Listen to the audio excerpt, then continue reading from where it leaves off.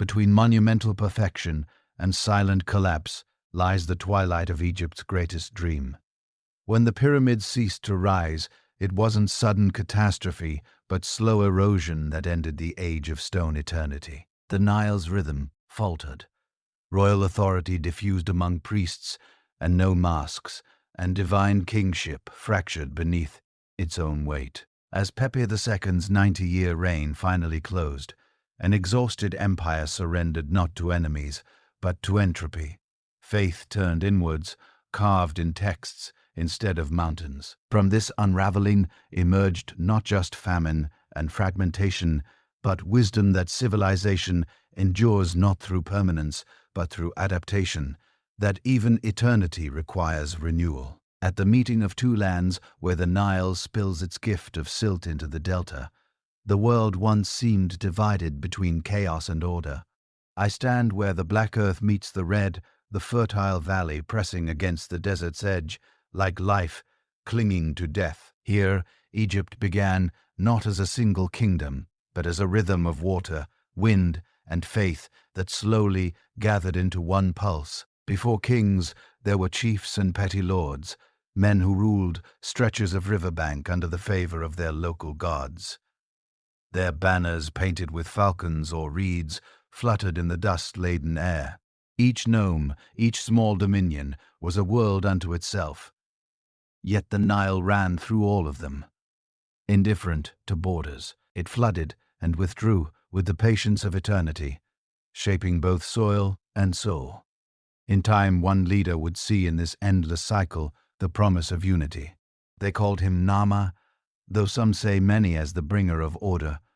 He was not merely a conqueror, but a weaver, binding the upper land of the white crown to the lower land of the white crown to the lower land of the red. On his ceremonial pallet, still preserved in stone, he smites an enemy beneath a gaze that is half human, half divine. Yet look closer and you see something else. Not triumph, but creation. This was Egypt's first act of becoming a land stitched together by ritual violence and sacred design.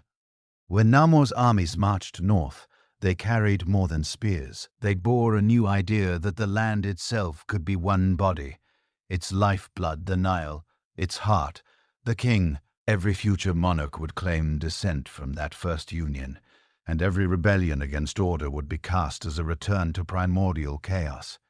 Through him, the Egyptian world learned to think in pairs: upper and lower desert and valley, life and death, king and people.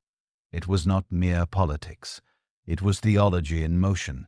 To hold such a kingdom together required more than war. It demanded art, the balance between human will and divine truth. I can almost hear the priests of that first court chanting before dawn, invoking the goddess whose feather measured the worth of souls. My art was not an abstraction. She was the air they breathed, the pattern that kept the Nile steady and the stars aligned. To defy her was to invite drought or civil strife. To uphold her was to make time itself obedient. From this vision rose the age of divine kingship. The ruler was not a mere mortal who governed by right of conquest. He was the living image of Horus, the falcon whose eye never sleeps. When the king walked, the gods walked. When he ruled, the cosmos held its breath in harmony. To disobey him was not treason, but sacrilege. In this sacred arrangement, even death was not an ending, but a passage through royal order across the floodplain. A new capital rose where the two lands met, Memphis, a city placed between heaven and earth. Its walls of white limestone caught the sun like a mirror of eternity. From here the Pharaoh watched both Upper and Lower Egypt, neither fully belonging to one nor the other. Every sunrise that struck its temples confirmed that unity had not been a fleeting miracle, but a perpetual covenant. Memphis was more than a city. It was an instrument of control. The scribes worked there, the reed pens whispering across papyrus, recording harvests, births, and offerings. Grain was measured, taxes counted, rituals, timed to the breath of the river. The king's word carried on clay seals and wooden tablets reached provinces hundreds of miles away for the first time in Egypt's history. The will of one man could travel faster than his feet. As the bureaucracy grew, so too did the layers of belief. Officials were no longer servants of a human monarch, but caretakers of divine harmony. The vizier stood at the right hand of the king, the tongue of the gods, the judge of men below him. Priests tended to the temple estates. Scribes maintained order through ink and provincial governors. The nomarchs ruled in the king's name. Egypt became a body of many organs, each fed by the river and commanded by the crown, yet even divinity demanded a dwelling place. The first rulers were buried not in pyramids, but in great master harbors, low rectangular tombs built of mud brick, their walls angled like a slumbering horizon. Beneath them corridors and chambers stretched into the earth, filled with vessels, food, and symbols of power. These were not graves in the common sense. They were extensions of the palace, eternal residences from which the pharaoh would continue to rule the afterlife. When I walked through the necropolis of early Memphis, the silence feels deliberate, as if the dead themselves enforce it. The mastabas lie in ordered rows, their entrances facing east toward the reborn sun. On their walls, servants offer bread and beer to their masters, gestures repeated every day by the living priests above. It was a dialogue between two worlds, and the king was its interpreter. The early Egyptians believed that, if the ruler's spirit endured, so too would the nation. The artisans who built these tombs were the first to turn dust into destiny. They mixed mud with straw, set bricks under the glare of the desert, and carved names into polished stone. Each hammer blow was an act of faith, not just in the king, but in permanence itself. For them, architecture was theology and form. The line between sacred and practical did not yet exist, but the land was too vast, and its people too many for even divine kingship to rule without structure. The flood of administration followed the flood of the Nile. Record keepers in each known calculated tribute collected surplus grain and filled granaries that gleamed like gold in the sunlight. In the south, quarries began to yield the first limestone blocks for shrines and royal markers in the north. Ships, loaded with stone and copper, moved along the Nile like veins of civilization. From this collaboration between the divine and the diligent emerged the first whispers of something grander, the idea that stone could outlast flesh, that death could be answered with monument. The mastaba was no longer enough. Eternity demanded height. Soon, architects would look to the horizon and imagine stairways rising from the deserts to the heavens. When I look at the plain where the first pyramids would one day rise, the landscape feels expectant. The wind shifts the sand, revealing fragments of pottery, tools, and old foundations.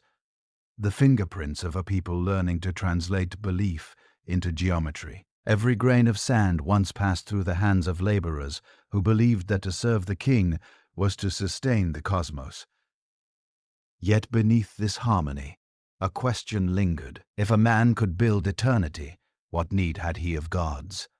The early kings did not yet ask it aloud, but the answer would shape their destiny. Divine kingship promised that order could be eternal, but order requires obedience, and obedience must be fed with grain, with stone. With faith, the unification of Egypt brought peace, but also a burden to prove that peace itself could last forever. The king's body would die, his memory must not. The tomb became not only a resting place, but a machine against oblivion.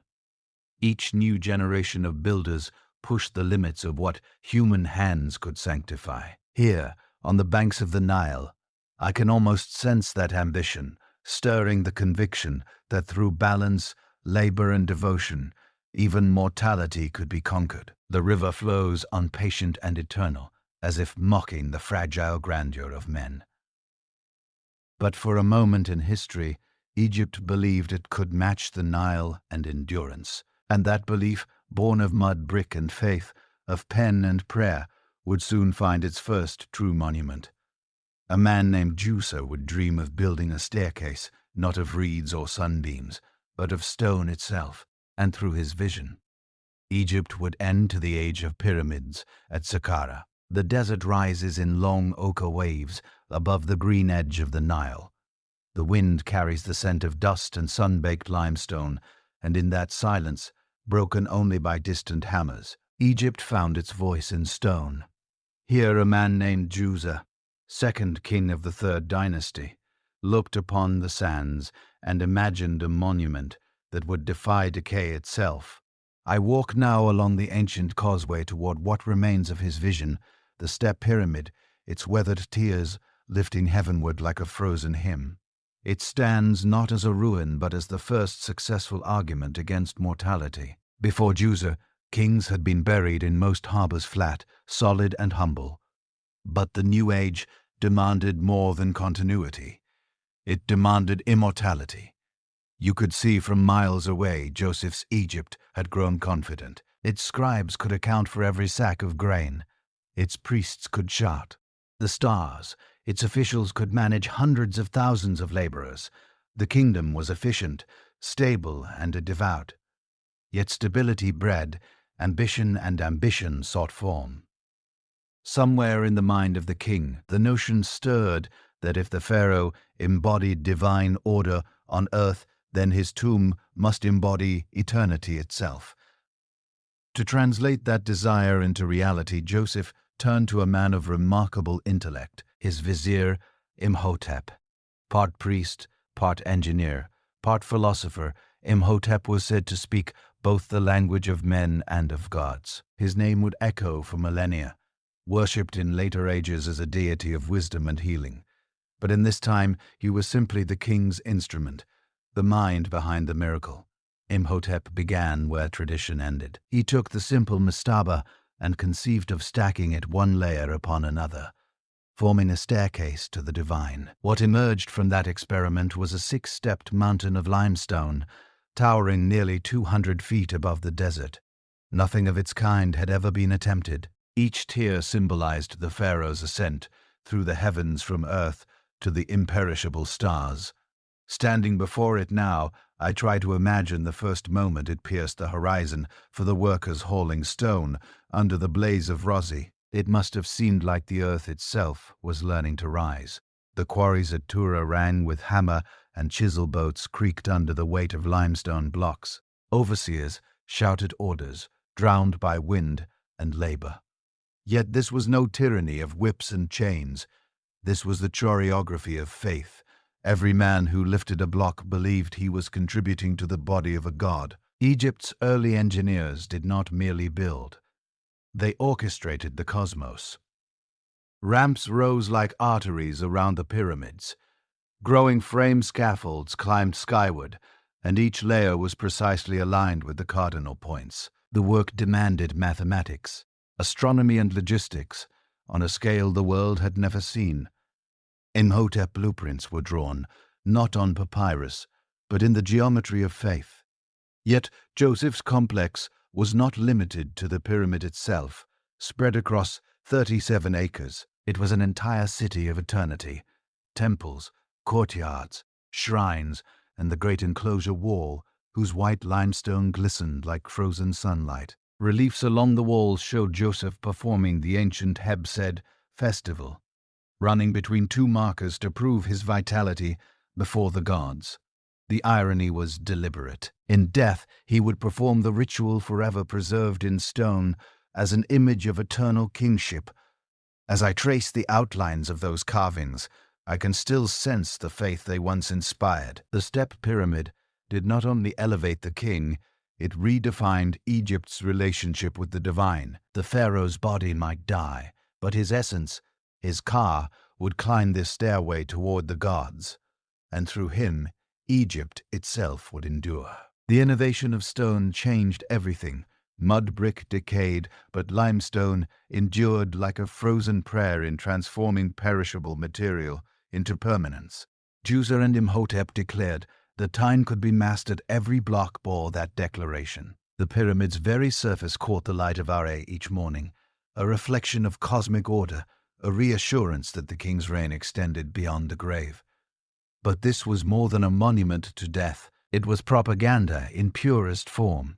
The step pyramid was visible for miles across the floodplain, a constant reminder that the divine order resided in one man. Farmers plowing their fields looked up and saw proof that the world still functioned as it should. The sun rose, the river swelled, and the king endured. Faith and authority became indistinguishable. Yet for all its majesty, the step pyramid was also a laboratory. Inside, beneath its monumental calm, lay confusion, and experiment. Corridors wound through the bedrock like veins of an ancient creature. Sealed passageways, dummy chambers, decoy tombs. It was both fortress and mystery. The architects were learning as they built, solving problems of weight, angle, and pressure never faced before. Every miscalculation carried the risk of collapse, yet the result was triumph.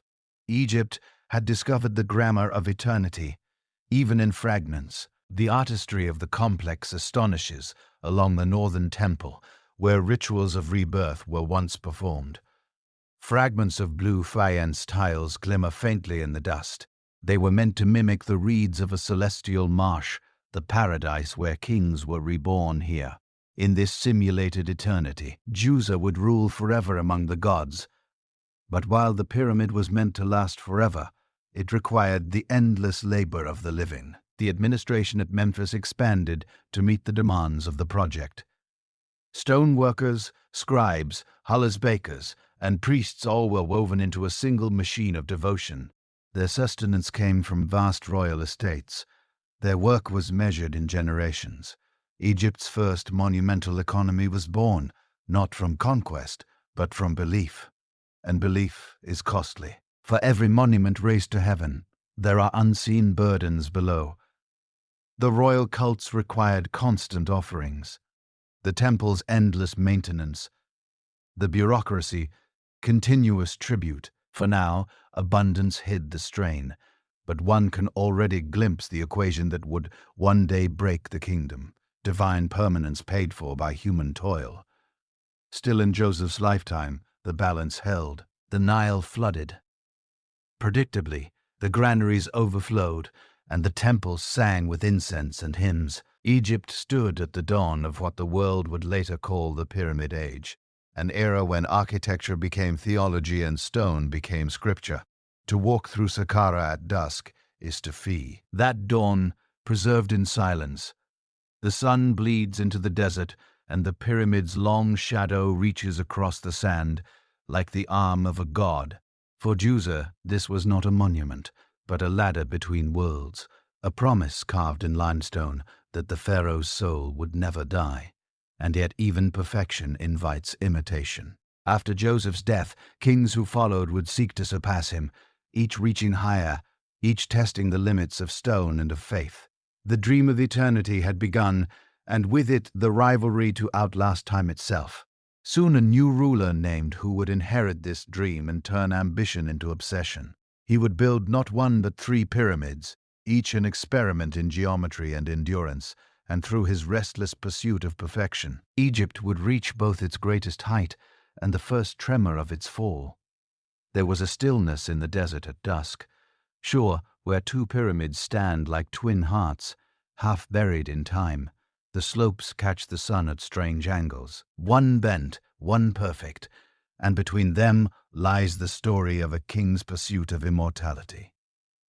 His name was Sneferu, the first great builder of Egypt's golden age, and the man who turned Joseph's experiment into a national faith. By the time Sneferu ascended the throne, the kingdom had grown both wealthy and disciplined. Memphis hummed with the music of scribes, pens, and the clatter of copper tools. The royal storehouses bulged with grain and gold. The people believed their ruler was the living embodiment of Ra, the sun god whose daily rebirth mirrored the promise of the king's eternity. And yet, Sneferu was not content to inherit faith. He sought to make it tangible, to sculpt divine perfection out of the impermanence of stone. I picture him standing on the edge of the plateau at Maidan, the wind whipping at his linen cloak, the half-finished pyramid rising behind him. It began as another Saint Ep structure following Joseph's model, but ambition demanded smoother lines, a shape closer to heaven's curve. The builders encased the old core in fine limestone, filling its terraces to create the first true pyramid, smooth, seamless, eternal. But the stones shifted under their own weight, and the structure cracked like a body under strain. What remains that made them today is both monument and ruin, the broken dream of a man unwilling to accept limits. The outer casing slid away long ago, collapsing into a mound of rubble that hides the steps beneath. And yet, even in failure, the sight has a terrible beauty. The fallen stones gleam in the sun, like the scales of a sleeping god Sneferu, who did not mourn long. A pharaoh could not admit defeat, not to his people, and certainly not to the gods. He gathered his architects and ordered a new attempt farther south at dusk. Sure, here the bent pyramid rose from the desert like a monument caught between two decisions. Its lowest slope ascends steeply, then suddenly angles inward as though the builders lost their nerve halfway to heaven. Scholars argue over why: structural weakness, a change of plan, or the fear of another collapse. But perhaps it was something simpler, the visible hesitation of human hands reaching too high. The bent pyramid remains one of Egypt's strangest creations. Its casing stones, still intact in places, shimmer with the pale light of early morning. Within, its corridors rise at impossible angles. Walls pressed so close that the air seems to hold its breath. To step inside is to feel the architect's anxiety preserved in stone. And yet, even here, who saw revelation rather than failure, the structure did not fall. It stood awkward, but enduring, a lesson written in geometry. From that lesson came perfection. At last, farther north, Sneferu rebuilt his masterpiece, the Red Pyramid, so named for the copper hue its stones take under the setting sun. It rises from the desert floor with serene certainty, its lines unbroken, its summit precise, is thought itself. This was the culmination of a decade of trial and vision, the world's first successful smooth-sided pyramid. To imagine its construction is to glimpse Egypt at full command of its powers. Thousands of workers labored in teams, hauling massive limestone blocks along earthen ramps that chants echoing across the plain. Foremen measured angles with cords of knotted flax. Priests consecrated each foundation with ritual offerings of beer and blood. Scribes tracked deliveries from quarries, bakeries, and breweries, turning labor into mathematics. It was faith transformed into industry, a divine economy powered by order and precision. Sniffers whose building campaigns consumed vast resources. Timber for sledges came from Lebanon, copper from Sinai, stone from Tura, and thus one. The Nile became a highway of devotion, filled with barges, carrying not only materials but ideology. The logistics alone required an administrative genius. Egypt's first true national mobilization. And through it all, the pharaoh's image gleamed from stele and temple walls, radiant on aging, the earthly mirror of the sun. The effect on Egypt was transformative. Villages near the quarries became towns. Artisans trained their sons to carve hieroglyphs and lay polished stone. Overseers and scribes rose to positions of wealth and prestige. For the first time, an entire generation could say they had built something eternal and been paid in both bread and glory. The pyramid was no longer just a tomb. It was the beating heart of the kingdom, the reason its people rose each day to work, to worship, to exist. But there was more than devotion, driving Sneferu, whose vision. The old faith in might, the harmony between heaven and earth, demanded constant proof. Each perfect line of the pyramid was a declaration that order still reigned, that the gods favored Egypt, that the king's hand steadied the world. The Red Pyramid's symmetry was theology rendered in stone at its completion. Sneferus, whose subjects, celebrated for days' offerings, filled the temple courtyards, and processions of priests carried banners embroidered with solar discs and falcons. The pharaoh himself appeared before them, in shining regalia, the crowns of Upper and Lower Egypt, gleaming with electrum. He was no longer merely ruler of the two lands. He was the axis of creation, the mortal who bridged the divine and the human. Yet even triumph casts a shadow. The perfection of the Red Pyramid came at a cost that would echo through generations. The scale of Egypt's mobilization meant that vast portions of the population and economy now revolved around royal projects. Whole towns lived and died by the needs of construction. The system worked while prosperity endured, while the Nile flooded generously, while harvests remained steady. But one poor season, one weak successor, could turn grandeur into burden, ensnare Pharaoh's lifetime.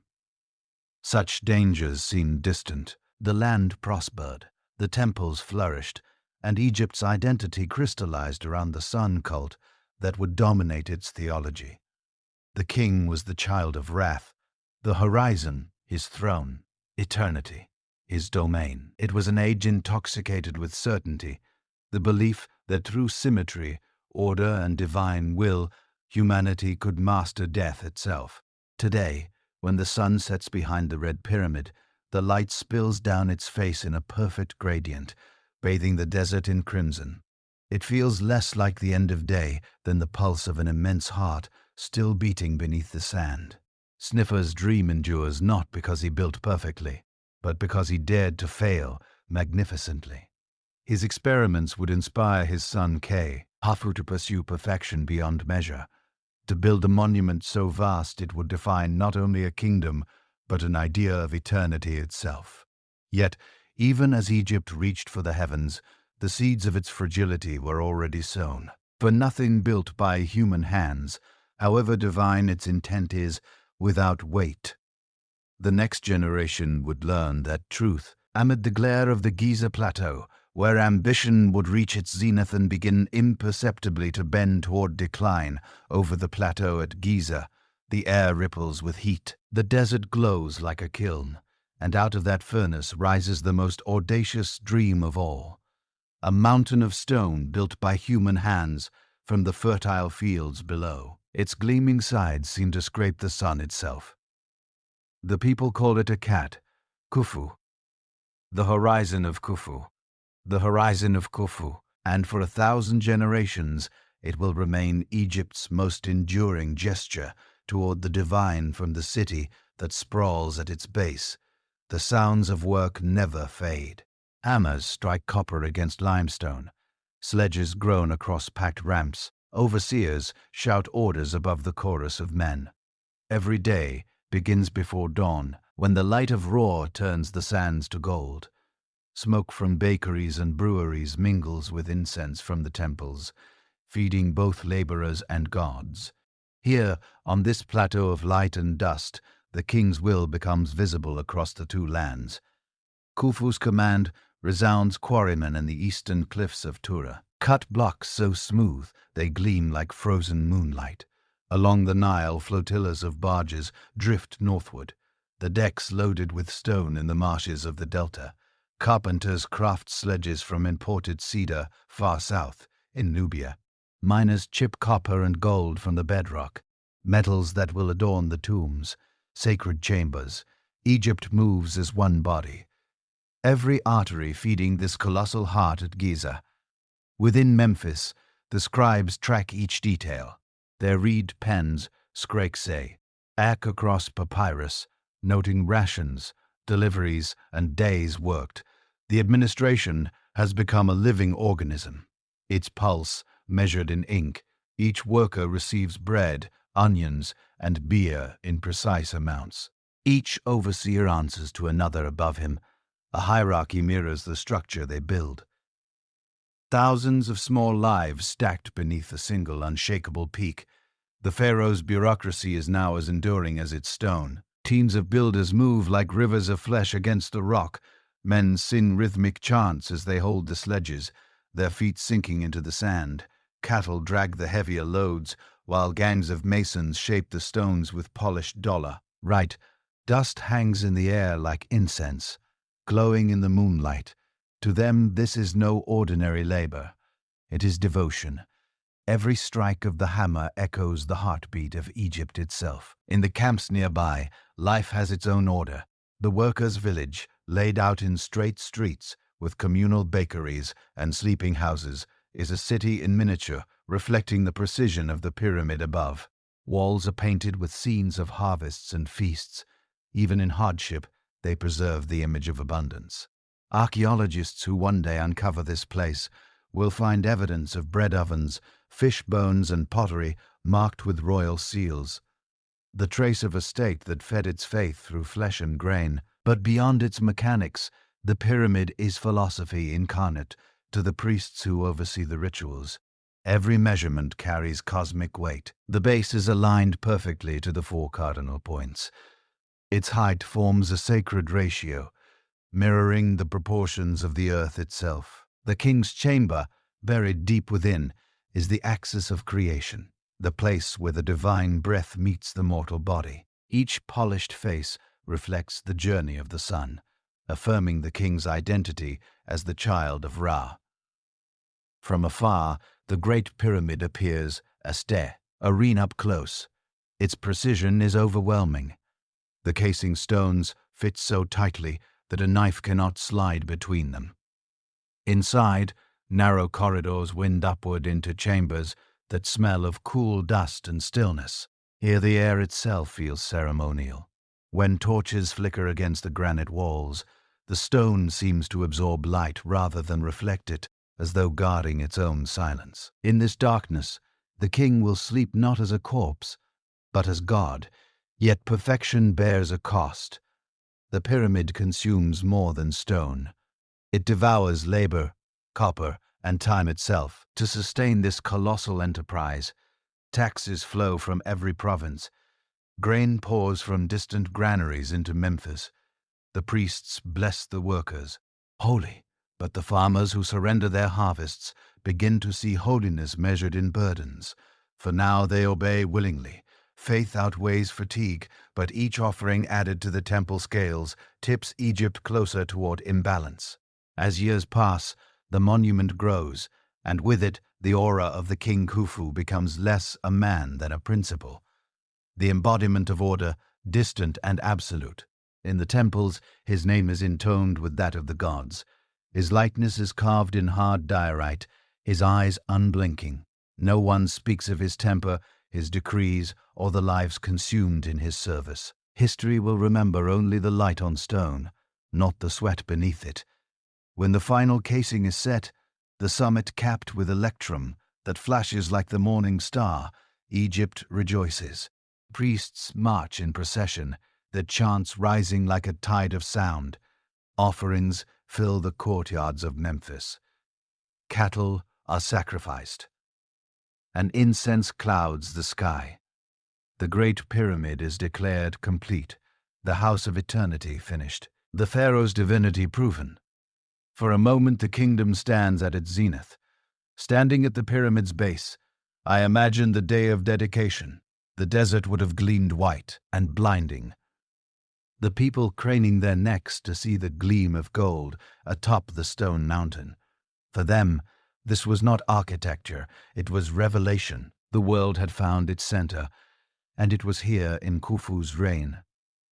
Egypt ceased to be a land of scattered villages and became a single machine of belief, unified under the shadow of perfection. But beneath that shadow cracks already form. The priesthoods of Ra and Osiris compete for influence. Estates granted to maintain the royal cults swell with untaxed wealth.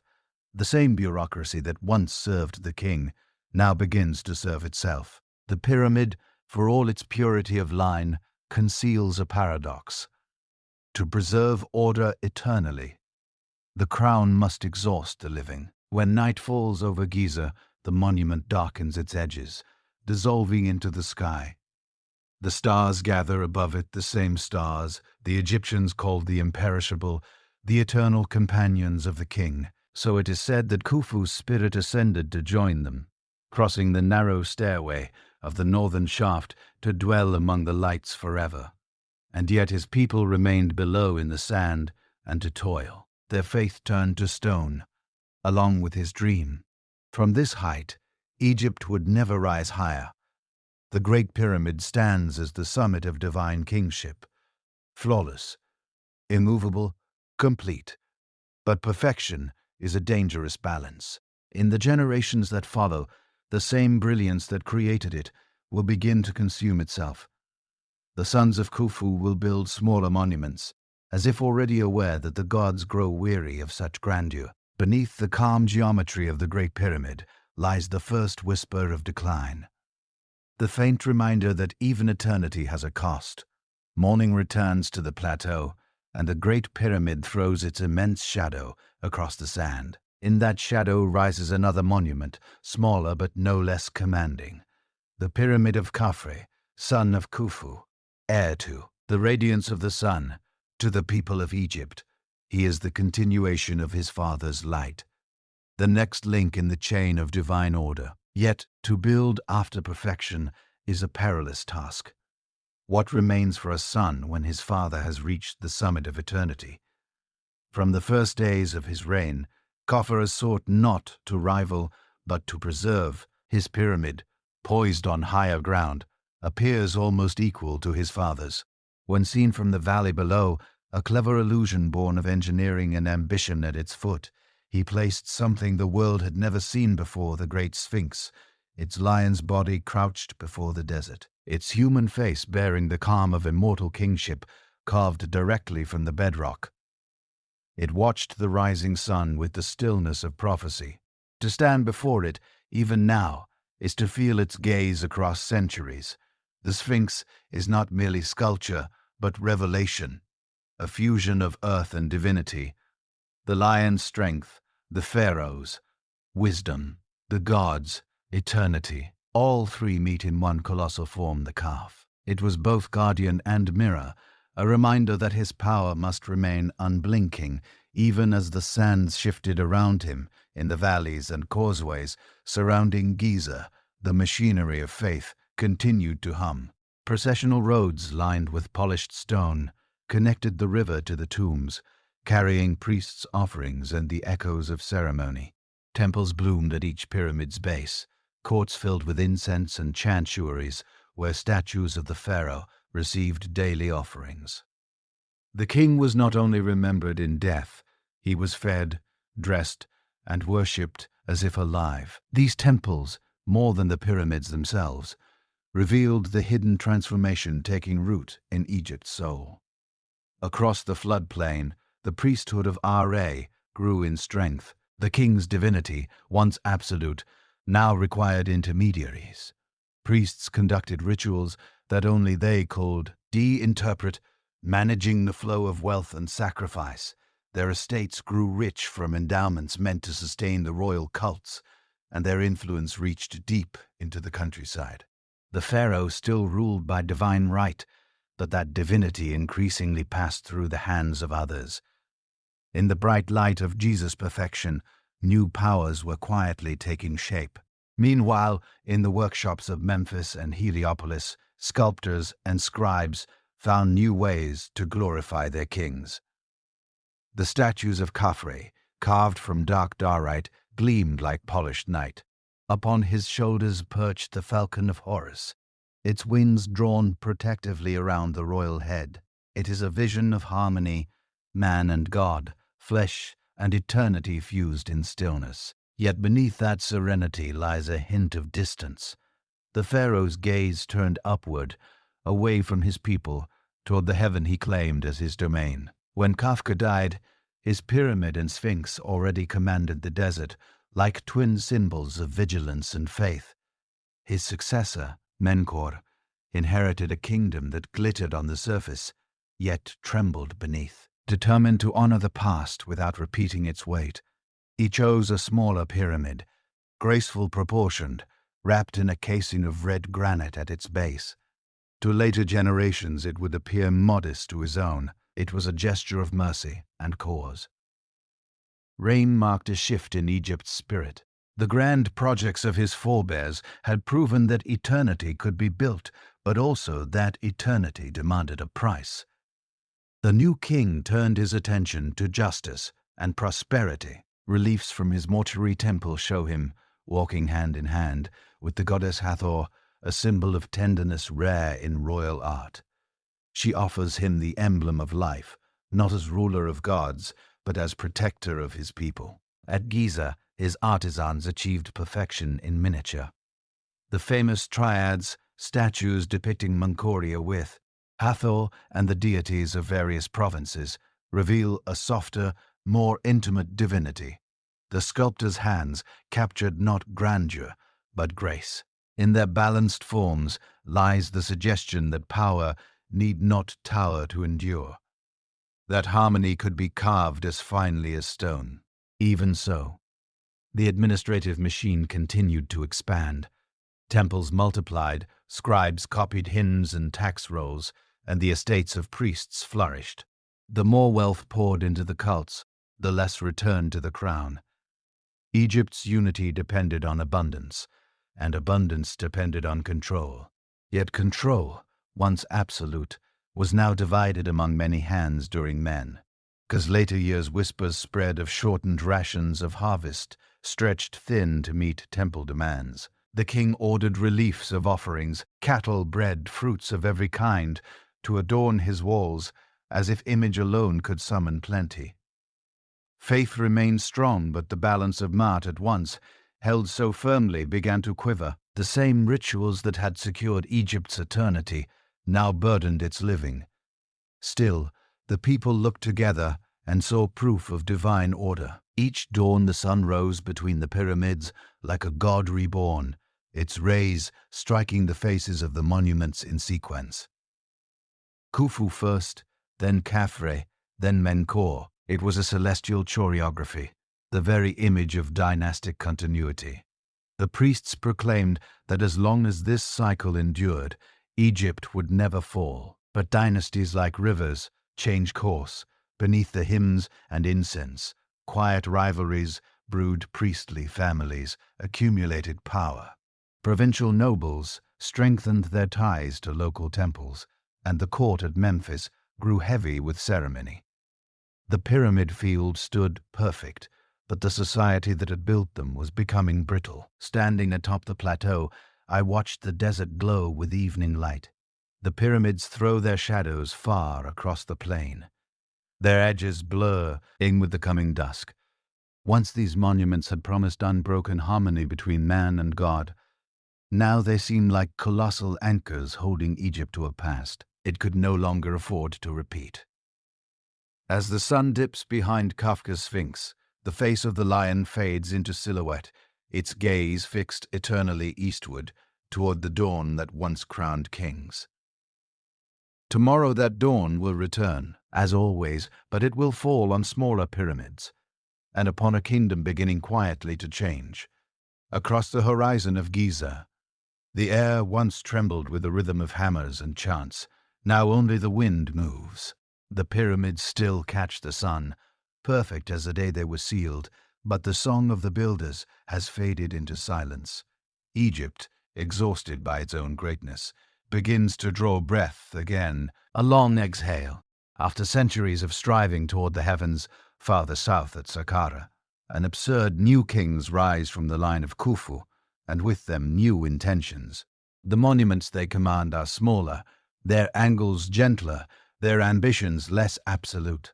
These are not failures of will, but concessions to reality. For the first time in living memory, Egypt's rulers turn their gaze away from the stone mountains of their ancestors and toward the radiant sun that governs all life.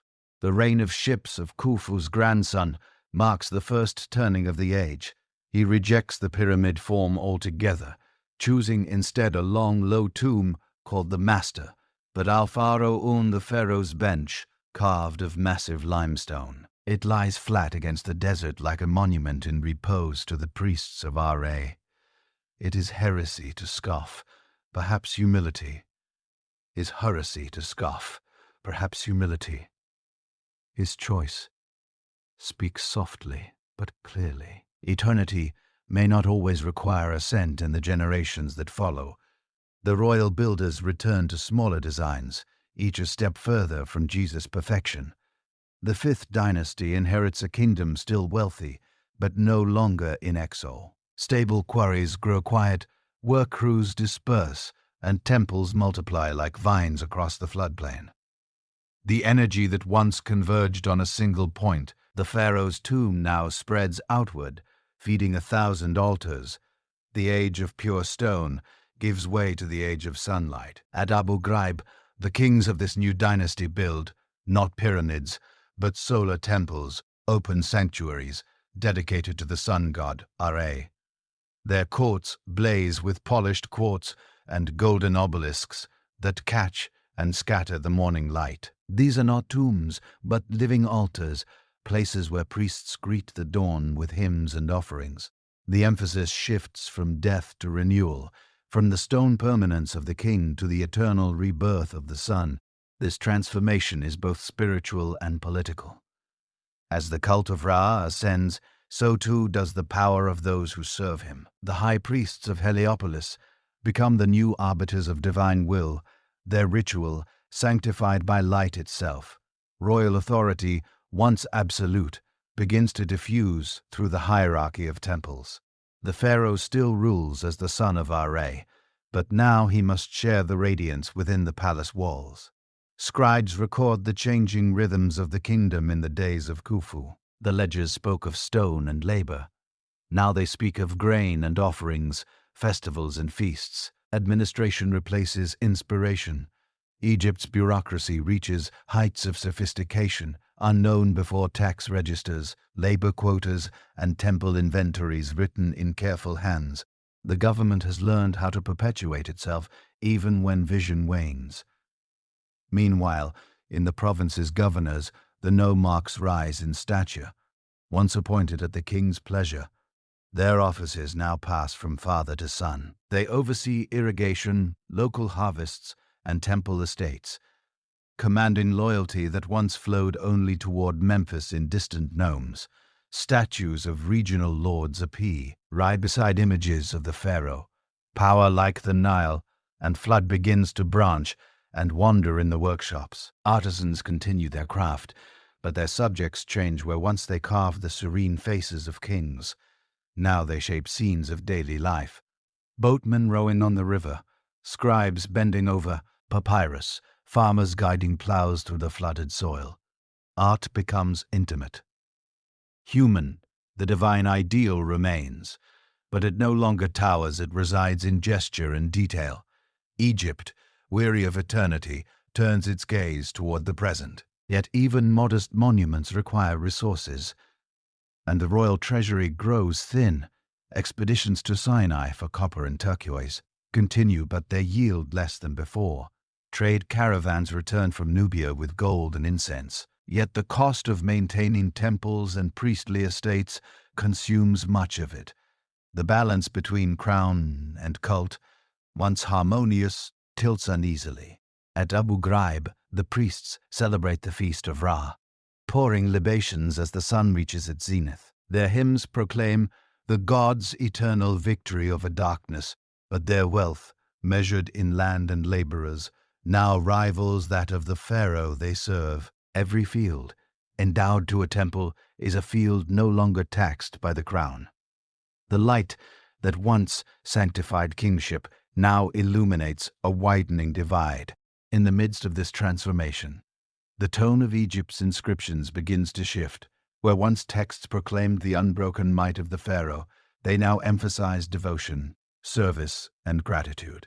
Officials carved prayers into their tombs, thanking the king not as god, but as benefactor. The divine aura that surrounded the throne remains brilliant but thinner, as if seen through a veil of incense in time. The change is not collapse, but transition. The fifth dynasty, kings use a calf, so hurrah for a Ka. New Cell still rule capably, their reigns marked by prosperity and curfew, lauder. But their pyramids, though neatly built, are shadows of Jesus' grandeur. The stone is lighter, the casing incomplete, the walls lined with delicate reliefs rather than vast geometry. Art replaces all. To walk among these monuments is to feel the difference between power and memory. The air no longer hums with labor, it whispers with prayer. The walls of the solar temples glow faintly with scenes of offerings and celebration. But beyond their boundaries, the villages grow restless. The grandeur of kingship endures only in ritual. As twilight falls over Abu Ghraib, the golden altar catches the last light of the sun. The priests chant that Ra has descended into the underworld to be reborn at dawn. The faith remains unbroken, yet its focus has shifted irreversibly from the Pharaoh's eternity to the gods. The divine king, who once embodied the universe, now serves as its caretaker. Egypt still appears serene. The Nile still floods. The temples still ring with hymns. But beneath the calm, the first tremors of imbalance begin. The royal will that once raised mountains now maintains ceremonies. The Pyramid Age, radiant in memory, has entered its afternoon. At first glance, the reigns that followed seemed blessed. The pyramids of Giza Kaf Sahara, a new sapphire gleam, pale in the desert light, smaller but precise. Their walls are alive with scenes of harvest and tribute. Egypt appears tranquil again, a kingdom of harmony, its people prosperous, its gods well-fed. Yet this calm hides the transformation deeper than any chisel could carve. The power that once radiated from the throne has begun to spread like sunlight across to wider sky. From the royal court at Memphis, orders still flow north and south with regular rhythm. Caravans depart for Nubia and punch ships carry cedar from Byblos, copper from Sinai, gold dust from the desert's edge. The bureaucracy hums with quiet compete. Not scribes at their desks tally rations, estates, and temple offerings. The pens, tracing Egypt's heartbeat in ink. Every measure of grain, every jar of beer, every loaf baked for the gods is accounted for. It is a golden age of order, but an order so finely balanced it can only last while every part obeys. Within the temples, devotion becomes industry. The priests of Ra at Heliopolis proclaim the sun as the source of all creation and the king his earthly reflection.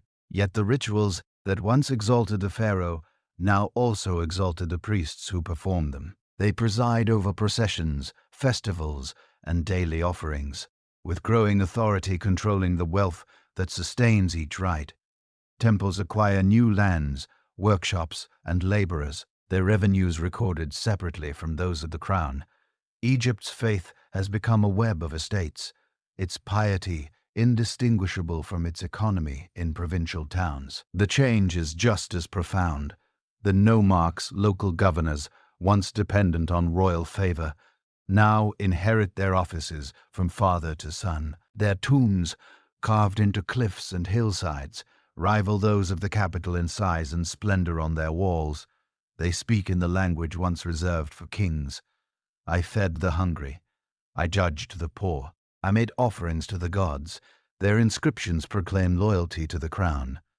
But their actions speak of autonomy. Egypt remains one kingdom. Yet its pulse is becoming regional, its loyalty divided by distance. Despite these quiet shifts, prosperity continues. The Nile floods steadily. Its waters fill the irrigation channels and soak the fields with black silt. Harvests are plentiful, supporting festivals that stretch across the calendar. Music and laughter echo through the courts of Memphis. Artists refine their craft, producing reliefs of such precision. They seem to breathe in the tombs of Sahara and never recover.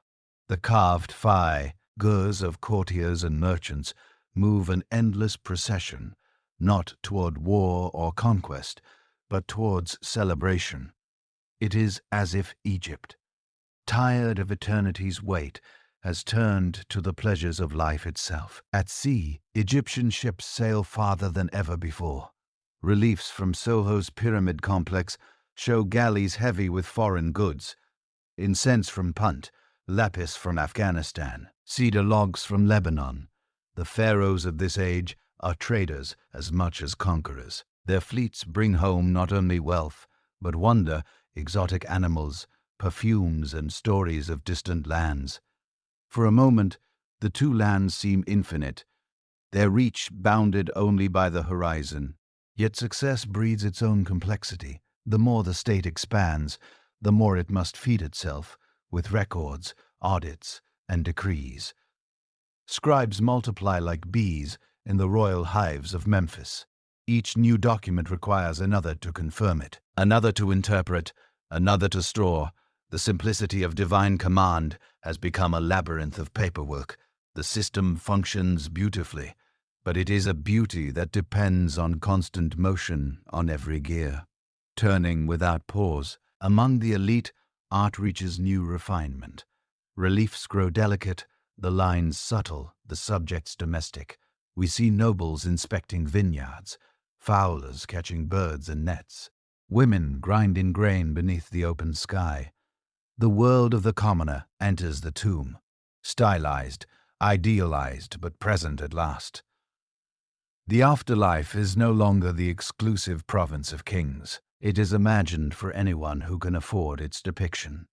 Eternity has become a commodity purchased with craftsmanship, an inscription in the royal necropolis. The pyramids themselves change character. Their cores are rougher, their casings thinner. What they lose in scale, they gain in complexity of design. Temples adjoining them bloom with detail.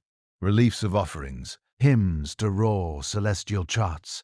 The architecture grows intricate, ceremonial rather than monumental. The pyramid is no longer a ladder to heaven, but a shrine to administration, a machine of ritual precision. When I walk among these sites, I feel the difference in the air. The silence is gentle, not oppressive. The grandeur human, not cosmic. Egypt seems content, self-assured, almost complacent, but prosperity is a fragile grace. Each temple feast draws grain from the royal stores. Each priestly estate removes land from the king's taxation. The bureaucracy, so perfect in design, now begins to weigh upon itself. Its very efficiency breeds inertia, and yet there is still beauty. The reliefs at New Solar Temple depict the king before the rising sun. His arms lifted in praise, the gods' rays fall upon him like blessings, and around him workers bring offerings of every kind. The scene glows with harmony. Man, God, and earth aligned. But behind the art lies a different truth. The resources of Egypt are now divided among too many altars. The sun's light touches all, but its warmth is thinner in the countryside.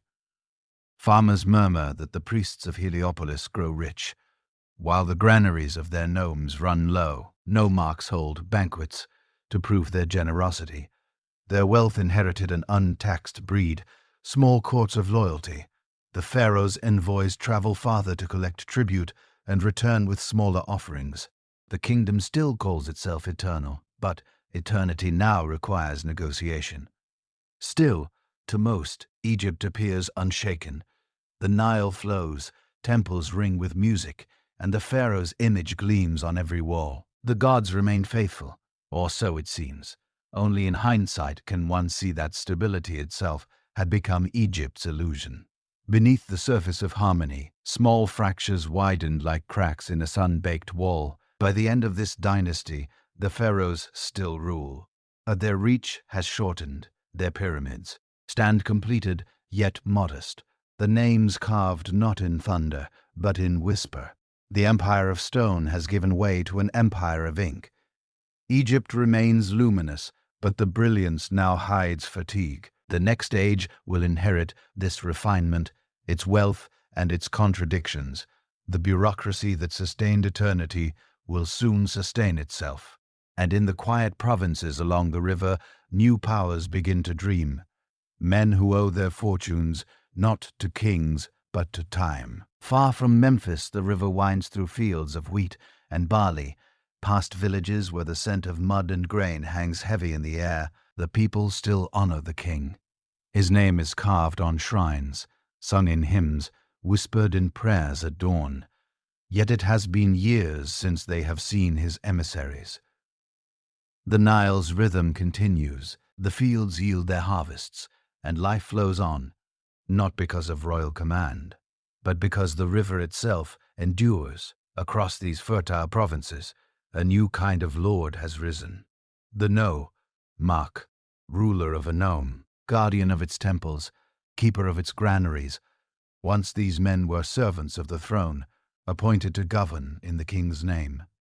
Now their titles pass from father to son, the seals carved with hereditary pride. They rule not as deputies, but as princes in miniature. Loyal in word, independent in deed. Egypt remains one land, yet the threads that bind it have begun to fray. In the cliff tombs of Beni Hassan and Abydos, inscriptions tell their stories.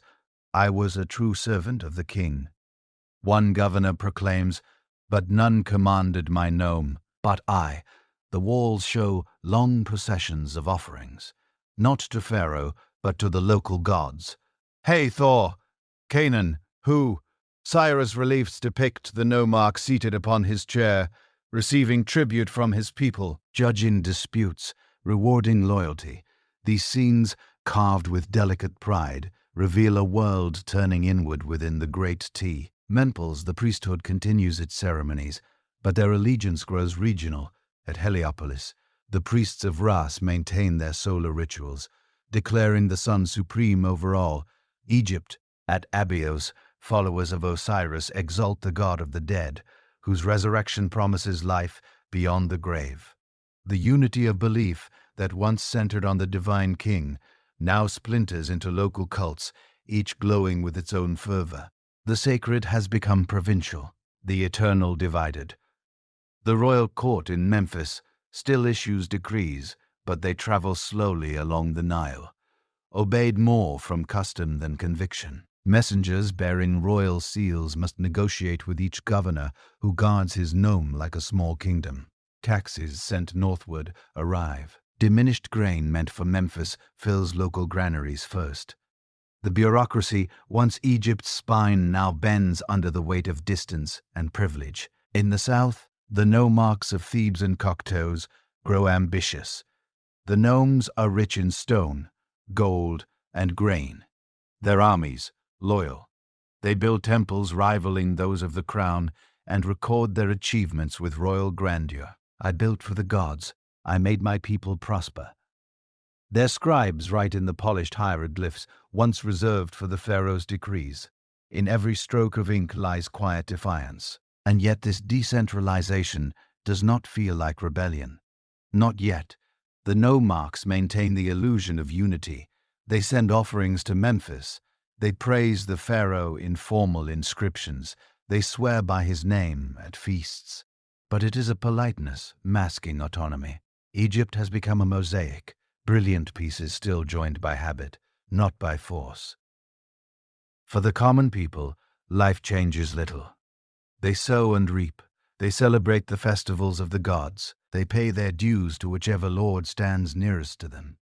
The king is distant as the sun itself, a light seen but not felt in tea. Ere prayers, the word Pharaoh becomes less a man and more an idea. The name of order itself invoked out of tradition rather than trust. Art, too, begins to shift in the tombs of the provinces. New styles flourish, local gods, regional costumes, scenes of daily work and pleasure. The rigid hierarchies of earlier art soften nobles pose beside their wives and children. Servants are shown laughing or arguing, their gestures lively and unrestrained. These walls capture not the perfection of divine order, but the texture of life as it was lived. The human replaces the cosmic. Even in Memphis, whispers reach the court. Governors who act without permission, priests who keep a portion of the offerings for their own estates, officials who ignore royal summons. The treasury yields less silver, fewer jars of oil, fewer shipments of grain. The scribes continue to record numbers, but the columns no longer balance. Order remains as an image, not as a fact. The pharaohs of this era, Jakarta, is AC Wana still claim divine titles, still build pyramids, but smaller, narrower, more intricate. The walls of Una's tomb gleam with hieroglyphs. The first pyramid, texts, hymns, and spells carved deep into the stone. They promise the king's soul eternal ascent to the stars, not through monuments, but through words. It is as if Egypt, sensing the limits of stone, has begun to seek immortality in language. These sacred writings marked both innovation and confession. The words themselves are exquisite. O king, you are this great star, the companion of Orion who traverses the sky with the gods. Yet behind their poetry lies anxiety for the first time. The afterlife requires reassurance. The pyramid is no longer enough. Faith must be written, not built. Meanwhile, the Nile grows uncertain.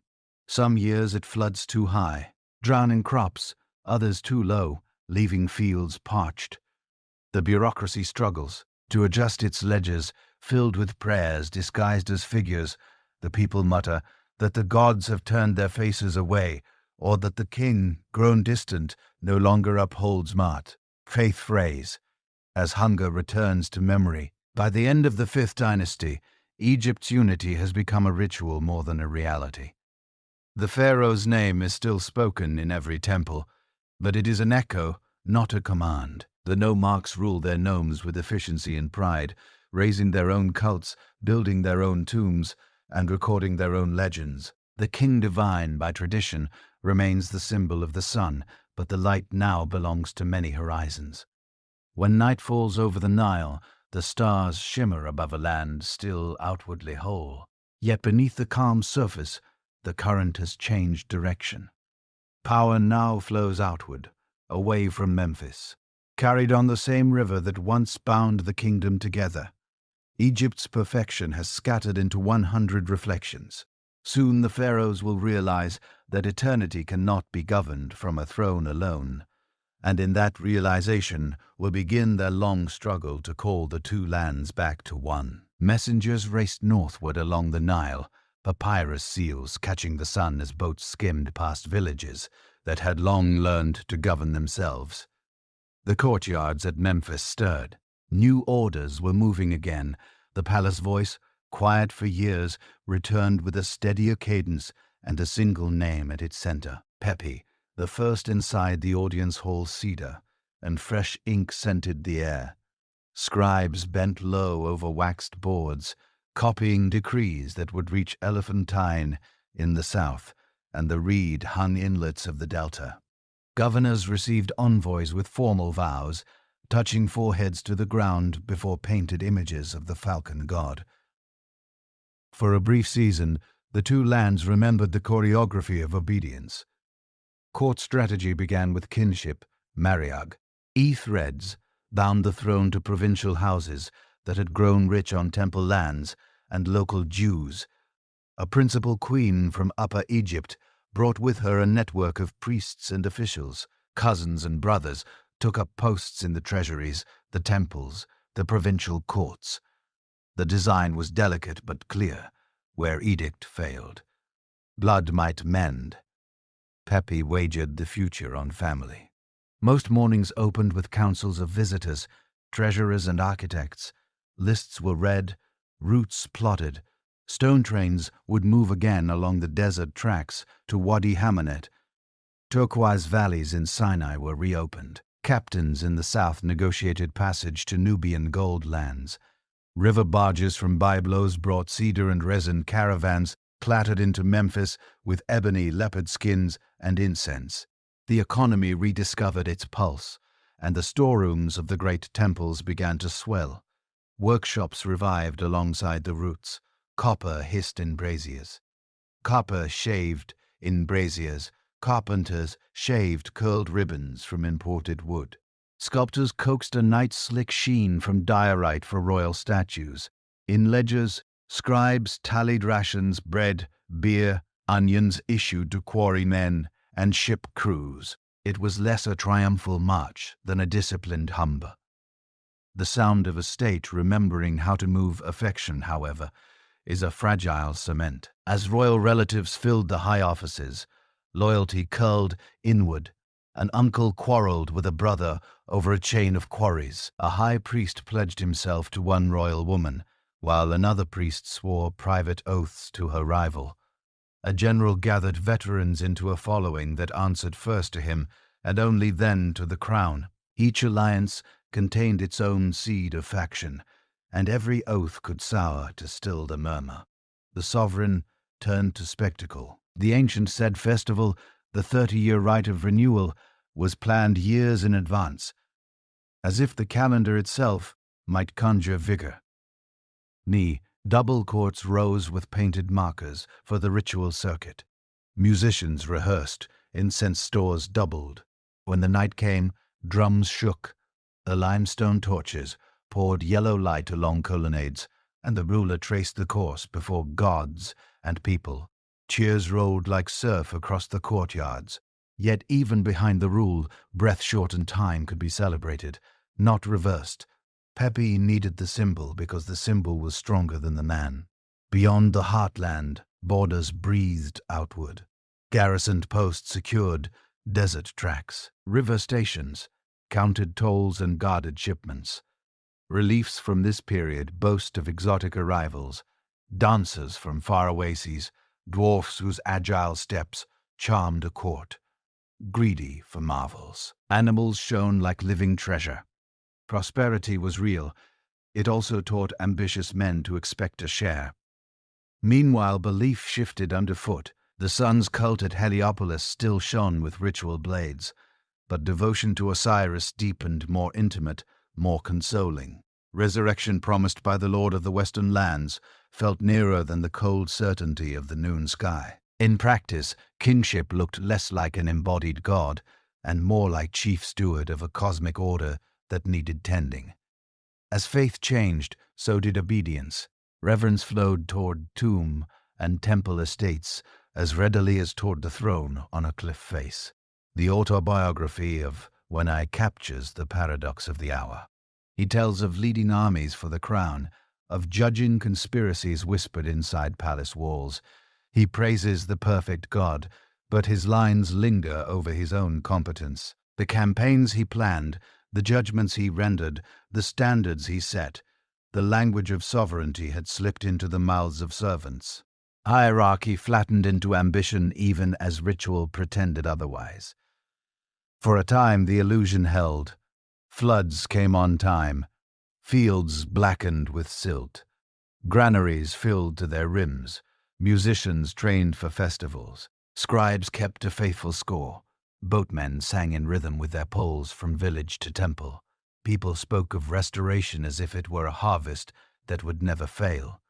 Balance, though, is not endurance. The family web that steadied the center also bred rivals. Queens maneuvered for their sons. Courtiers pledged to one heir by morning, and another by dusk in back chambers. Oil lamps burned low while alliances were priced like grain. Requests from distant gnomes multiplied. Provincial lords petitioned for larger tombs, private endowments to local cults. Seasonal observances once reserved to the royal calendar. Saying yes but quiet and quiet looked like unity. The palace guardian of my art began to govern by concession. Pepe could still command more often, he calculated. At Saqqara, a new pyramid complex rose for the aging monarch. Modest beside geysers, immensity rich in emblem and rite processions of offering bearers advanced forever along its walls. Craftsmen and priests pass eternally with jars and loaves. If one looks closely, the stone admits strain, lighter blocks in the core, joints that needed plaster, places where haste peeks through Polish architecture. Mirrored, administration revived, impressive and stretched thin, night of jubilee again. Stars the Egyptians called imperishable. Burned high above the courts, torches spat, resin drums rolled, hymns climbed into the dark. The king approached the altar with measured steps. Priests proclaimed renewal. The crowd believed or wanted to. Beyond the bright ring, governors counted followers. Accountants weighed grain. Captains took stock of men and favor. Ceremony could bind for a night. Mourning would belong to arithmetic. Had the reforms outlived their maker, the realm might have regained its old poise. Instead, momentum slipped. Once the hand that steadied the gears was gone, no marks grew bolder in their provinces. Priestly estates widened like floodwater beyond their banks, and the court found itself everywhere in name and nowhere in force. The restoration became a memory people spoke of with warmth and without precision. In the end, Pepi left two legacies: movement and doubt. He showed that the machine could still turn, that Egypt could rally under a disciplined will. He also proved how much of that will now had to be borrowed from family, from priests, from men whose loyalties could not be bought forever. After his death, edicts shortened, monuments narrowed, prayers lengthened. The crown could still lift stone, but belief no longer rose with it on command.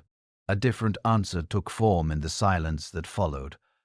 If height and weight could no longer guarantee eternity, perhaps words could. Deep within a royal tomb, soon-to-be sealed lines would be carved to pilot a soul across the night sky, hymns and spells to persuade what power could not compel. Pepi had tried to bind the living. His successor would try to secure the dead.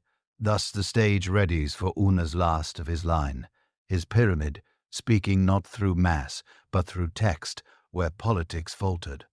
Language would attempt the ascent, arguing for divinity. Line by line upon the inner stone, the restoration's bright surface lifts, and beneath it another age begins.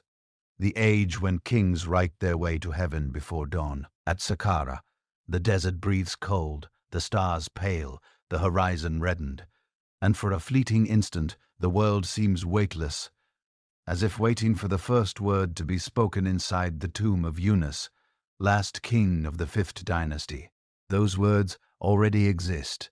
They are carved upon the inner walls, hundreds of them arranged in perfect lines, hymns, prayers, and spells. They shimmer faintly under torchlight, the earliest scripture ever written in stone. These are the pyramid texts, Egypt's final conversation with eternity. Their purpose is both simple and profound: to help the king rise among the gods in earlier ages. Architecture alone had promised immortality. The pyramid's height, the solidity of its base, the symmetry that mirrored the cosmos. But Bionas's timestone was no longer enough. Faith required language. Divinity had to be spoken, not presumed. The outer pyramid of Yunus is modest, smaller than those of his forefathers. Its casing has long since fallen, but the core remains honeycombed, with narrow corridors leading to the burial chamber. Within the ceiling is painted deep blue, studded with gold and stars. The walls are dense with hieroglyphs, tiny, meticulous, alive with color. Each sign is a breath, a fragment of spell work, an attempt to turn ink and chisel into eternity. The texts are not narratives, but incantations. They command, cajole and console. O king, you are the living Horus who flies to the sky. On the wings of the falcon, you join the imperishable stars. You eat the gods. You live forever. The words are fierce, almost desperate. They imagine a ruler devouring divinity to sustain his own. Yet behind the grandeur lies unease. If the king must now speak his divinity into being, then divinity has begun to doubt itself. When I walk through that burial chamber, the air feels close and heavy. The walls shimmer with meaning. Every surface speaks. It is as though Unyunus feared silence more than death. These spells, later copied and adapted for centuries, are the first evidence that immortality, once self-assured, had to be negotiated. The pyramid no longer served as a ladder between earth and heaven. It had become a vessel for language, a library for the soul. Outside the tomb, the landscape tells the same story. The pyramids of the late 5th dynasty have grown smaller, their masonry lighter. Their surface is crowded with inscriptions rather than perfect stonework. The shift is unmistakable. Egypt's confidence has turned inward. Power is no longer displayed through scale, but through text, through mastery of meaning. At Memphis, The court remains busy with ceremony, yet the tone of those ceremonies has changed. The pharaoh still appears as the son of Ra, but his image is less triumphant, more contemplative. Reliefs show him offering incense, praying before the gods rather than commanding them. The ruler's voice is now one among many in a choir of priests. The sun still rises at his command, but only in ritual, not in fact across the land. Temples multiply, each with its own chorus, each with its own god. The priesthoods of Heliopolis and Abydos compete for authority, and their power seeps into every known. Egypt's spiritual geography fragments the divine king. Once the living axis of creation becomes a participant in a system too vast to control, the gods have not abandoned the world. They have simply multiplied beyond the reach of one throne. And yet, for all its fragility, this age is luminous. The artistry of the pyramid texts is astonishing. A theology both cosmic and intimate. They describe the soul's journey through the sky, the reunion with ancestors, the transformation into light. The king rises in the eastern horizon of heaven. One passage reads, "He opens his mouth to speak to the gods, and they answer him." Language itself becomes the stairway to eternity. For the artisans who inscribed these walls, the work was sacred and terrifying. Each symbol had to be flawless. A single omission could unmake the spell. The chisels they used were blessed. The pigments mixed with ritual water to carve a word was to risk power. Some hieroglyphs, those representing dangerous creatures, were deliberately incomplete, their forms cut to prevent the written world from becoming alive in the wrong way. Even writing demanded restraint. Outside the Nile continued its ancient rhythm. But the administration that once mirrored its steadiness was faltering. The nomarchs of the provinces kept more of their harvests. The priests claimed larger portions of offerings. The palace distributed what remained to keep the system breathing. The pharaoh's pyramid was built not by national mobilization, but by local obligation. Each region contributed according to fever, not command. Unity survived on habit. As the reign of Yunus waned, inscriptions across Egypt began to sound a different note. Nobles spoke of their piety rather than their obedience. They boasted of feeding the hungry, clothing the naked, and pleasing their local gods. The virtues of the state were now personal acts of morality, but once enforced from the throne, had become the conscience of individuals. In that change lay both survival and surrender. The idea that only kings could ascend to the stars was fading. In tombs of the wealthy, private versions of the royal texts appear, shortened, adjusted, made, intimate. Ordinary men and women now dared to imagine their own eternity. The monopoly of immortality was ending. The priests of Memphis understood what this meant. They preserved the old rituals, repeating the daily offerings, as if repetition itself could prevent erosion. But the murmured prayers at dawn no longer echoed with the certainty of earlier ages. The divine order felt more like memory than law. Each generation added new lines to the text, not realizing that every addition diluted the power of the old. When the king died, his body was placed within the blue sealing chamber, the stars watching over him. Priests sealed the sarcophagus and recited the spells one final time. Outside, the wind hissed across the sand. No crowds gathered, no great festival marked his passing. The era of monumental funerals had ended quietly, like a song fading at its last refrain. Still, Unas achieved what no conqueror could. Through the words etched on his walls, his voice outlasted the silence of his kingdom. Even as political power thinned, Egypt's spiritual imagination deepened. The gods grew nearer to men. The heavens opened to all who could name them. What the artisans carved into limestone would echo through centuries. A faith transformed from rule to prayer, from decree to whisper. The old certainty of divine kinship was dying, but in its place arose a new conviction that salvation was no longer the privilege of one body, but the birthright of every soul. And so, beneath the fading glow of the fifth dynasty, Egypt learned to speak its faith aloud. The stones still stood, but their meaning had changed. Eternity had left the summit of the pyramid and taken refuge in the written word. In the first years of his reign, the boy king stood small beneath the columns of Memphis, dwarfed by the statues of his ancestors. Courtiers spoke softly, the regent's bow aired deeply, and the priests of Ra intoned blessings that filled the whole like a tide. Egypt had seen long reigns before, but none suspected that this one would stretch toward a lifetime. A rule of 90 years that would begin in light and end in shadow. They called him Pepi, the second heir to the restorers and child of fragile unity. When he came to the throne, the empire still shone with the polish of the fifth dynasty's order. Temples humming with offerings, quarries echoing with chisels, scribes painting records in black and red ink. His mother, the formidable queen, and cousin Pepi, governed at first on his behalf. She surrounded the boy with capable men, generals, physios, and priests, who held the realm together through a combination of habit and loyalty.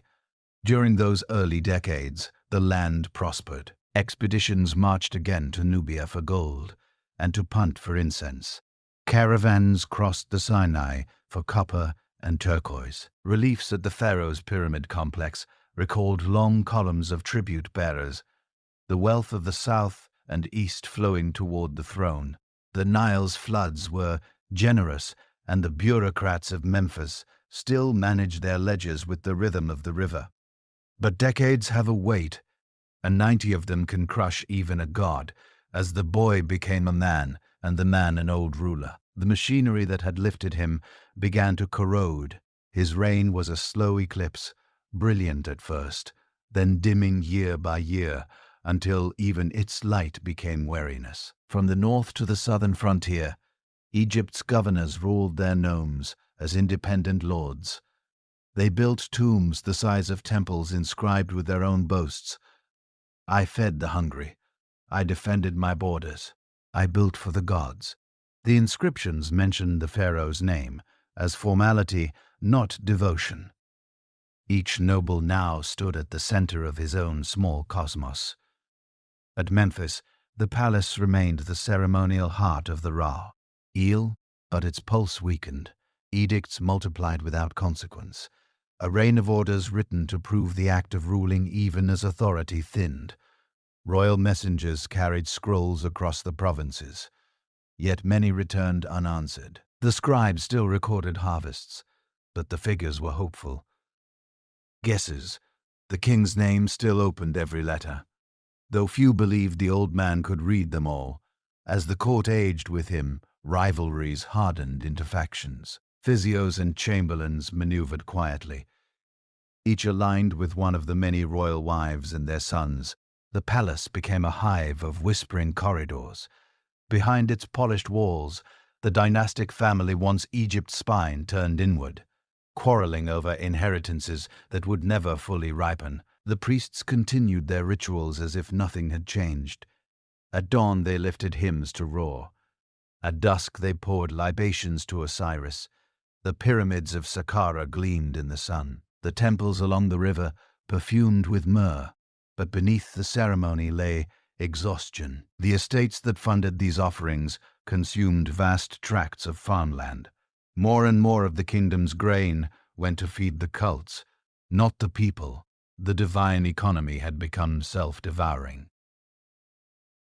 Foreign trade faltered as well. The Red Sea routes grew dangerous. Nubian chiefs guarded their gold with war bands, and the caravans to the east brought fewer goods each season. Expeditions that once returned with luxury now returned with excuses. Egypt's network of supply, the veins of its power, shrank quietly, replaced by barter and favor.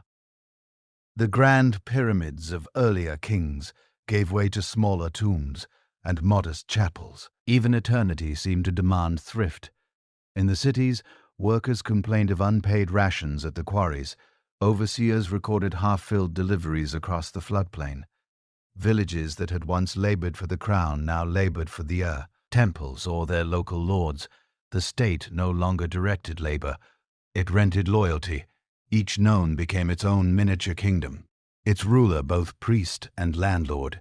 Egypt had turned inward, divided not by war, but by weariness. For Pepi himself, the illusion of divine vigor had to be maintained. Each said, festival. That ancient rite of renewal demanded that the king run his ritual circuit before the eyes of the people, proving his fitness to rule both north and south. In youth, he had done so with pride. In old age, attendants half carried him through the motions. The ceremony, once a symbol of vitality, became a pantomime of endurance. The people cheered, but the cheers had the sound of habit. Records from the later reign tell of correspondences written to the distant provinces, letters that mix command with entreaty. Send stone for the pyramid, for the king's tomb waits on your labor. Some provinces complied, others ignored the request. The pyramid that bears his name at Saqqara, though completed, is small and roughly built, its casing gone. Its inscriptions brief the monument of the longest reign in Egyptian history, speaks with the softest voice. As his century neared its end, the Nile betrayed its king. Floods grew uncertain, sometimes low, leaving fields cracked and dry, sometimes high, washing away the embankments. Famine shadowed the villages. The state tried to respond, opening granaries, redistributing stores, sending envoys with grain to the starving nomes. But bureaucracy moved slower than hunger. The officials recorded figures of relief, but their numbers were prayers, not facts. What once was divine stability had become administrative fatigue. The ideology of kingship, that perfect bond between the living pharaoh and the gods, had eroded into ceremony. The ruler remained the center of Egypt's religion, but no longer its energy.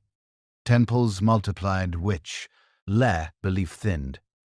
Ritual continued without conviction. Even the pyramid texts, once the secret of kings, began appearing in the tombs of courtiers and priests. Eternity had grown democratic at the very end. Legend says Pepi withdrew into silence.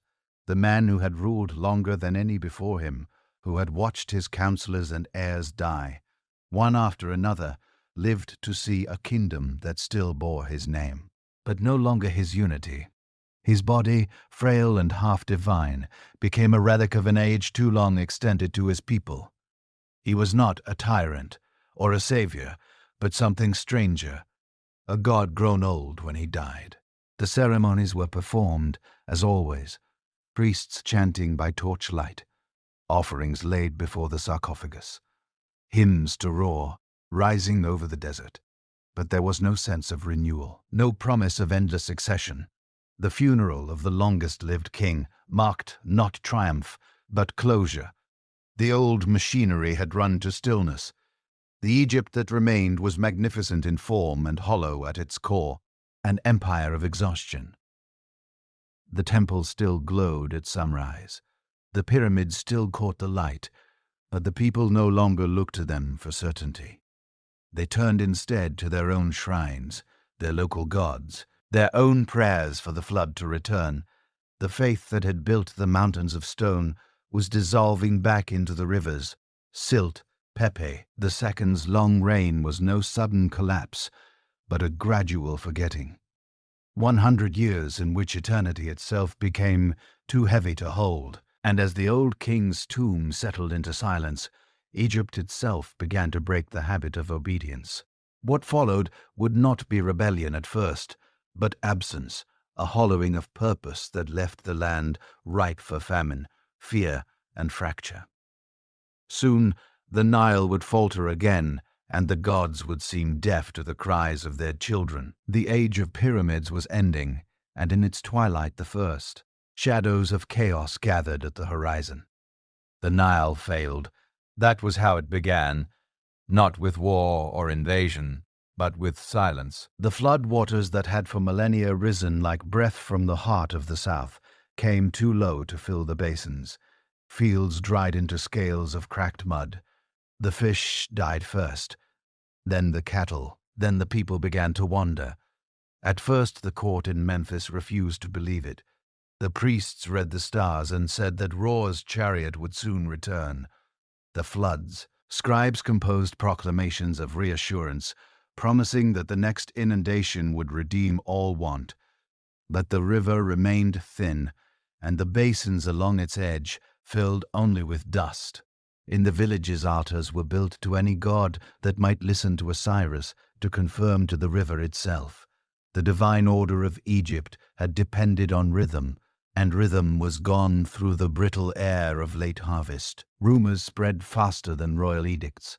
The crown sent inspectors upriver, but the reports they returned were contradictory, desperate, full of numbers that had ceased to mean anything. Some nomes claimed rebellion, others claimed famine. Most claimed both. The messengers often never returned at all.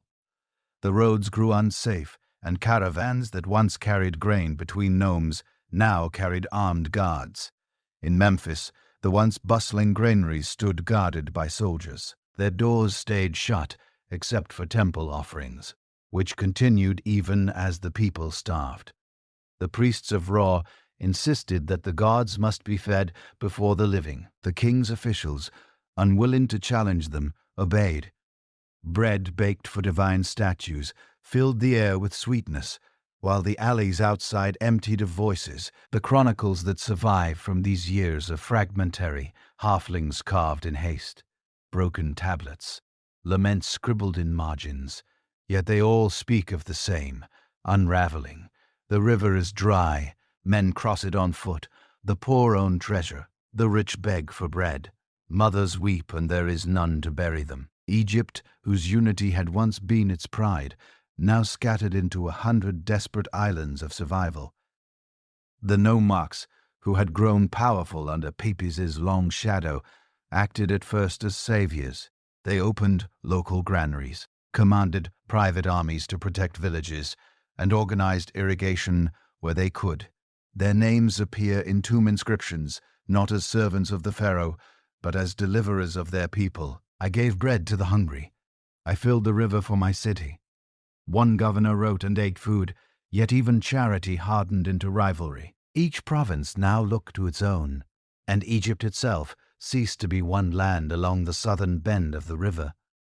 A lord named Antiphi carved his boast into the walls of his rock-cut tomb. I fed my people when the north was starving. I gave water to the thirsty when the river failed. In his words, we hear both pride and terror. The voice of a man who ruled amid the ruin of everything once greater than himself. He speaks of neighboring nomads devouring their children, the fields without seed, of roads where no traveler passed. Whether the exaggeration is his or the horror itself, no one can tell. In the north, near Heraclean Palace, another power rose, gathering the remnants of the central administration. The nobles there claimed the old royal titles and issued decrees in the name of order, but their reach extended little beyond their walls to the south. Thebes hardened into another center, poorer, hungrier, but fiercely independent. The two lands, united for 1,000 years, were now truly two again. Trade vanished. Ships, once heavy with stone and incense, lay overturned along the riverbank. Farmers abandoned the delta to wander south in search of better floods. Others turned to the desert oases, where wells still yielded brackish water. Entire villages disappeared, swallowed by sand or memory. The grand causeways that had carried funeral processions to the pyramids now echoed only with wind. The temples endured longer than the state. The rituals never ceased, even when priests chanted before empty sanctuaries. They recited the hymns that had once awakened the gods each morning. Rise over, bring the waters, restore the world to balance. But Ra did not answer. The incense smoke drifted upward and vanished in the blue air. Unacknowledged in the carved reliefs of these final kings, there is a subtle change. The pharaoh's figure grows smaller, the gods larger. The divine hierarchy had inverted power, once descending from heaven, through the king to the people, now rose from the people's pleas back toward the unreachable sky, even the great pyramids still gleaming in the sunlight. began to lose their sanctity, without the priests and gods to tend them. Thieves broke the seals, pried open passageways, and carried off the treasures of the dead. In the silence of abandoned tombs, torches flickered. Where once hymns had been sung, the monuments built to secure eternity now served as shelters for the living. As famine deepened, the language of the scribes turned elegiac. The land spins like a potter's wheel. One lament reads, "The face of every man is pale with hunger, and the tombs are plundered." For the first time, Egyptians wrote not of the eternity they expected, but of the world they feared to lose. The faith that had sustained them fractured into superstition. Magic replaced theology. Clay figures inscribed with curses appeared in households broken to banish misfortune. The people who had once built the temples of gods now tried to bind them with spells. When belief is betrayed by reality, it seeks smaller miracles. Between Thebes and Heraclius' palace lay a stretch of desert scat, tarred with the tombs of the earliest kings. To plunder them was to break every law of heaven. Yet even those sacred sites were not spared. Desperate soldiers serving one faction or another set fire to the royal necropolis at Abydos. The mummies of the first dynasty, the bodies of Egypt's founders, were torn apart and burned. The act would be remembered for centuries as the vile deed. It was not mere desecration, but amnesia made literal the destruction of memory itself.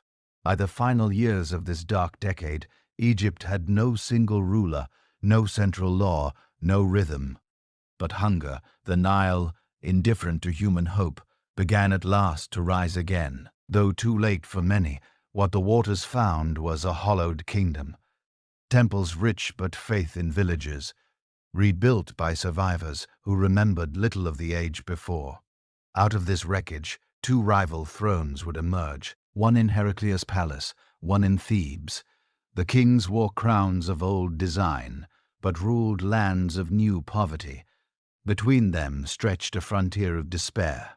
Egypt's first dark age had begun, not the end of civilization, but its forgetting. When the sun rises over Saqqara, now its light still strikes the tips of the pyramids. But the glow feels colder, detached. The monuments stand as they always have, but the civilization that built them has turned away. What was once eternal has become a ruin, even in its own time. The Pyramid Age had promised that stone could preserve order against time. Famine proved otherwise. The river had faltered, and with it the idea that gods would always sustain their chosen land. Out of that revelation would come something new, a humbler faith, a more human kind of hope. But for now, Egypt lived only by memory and by hunger. From one horizon to the other, Egypt murmured in many tongues, dialects of survival, accents of hunger, prayers whispered to different gods. The land no longer had a sing, the voice.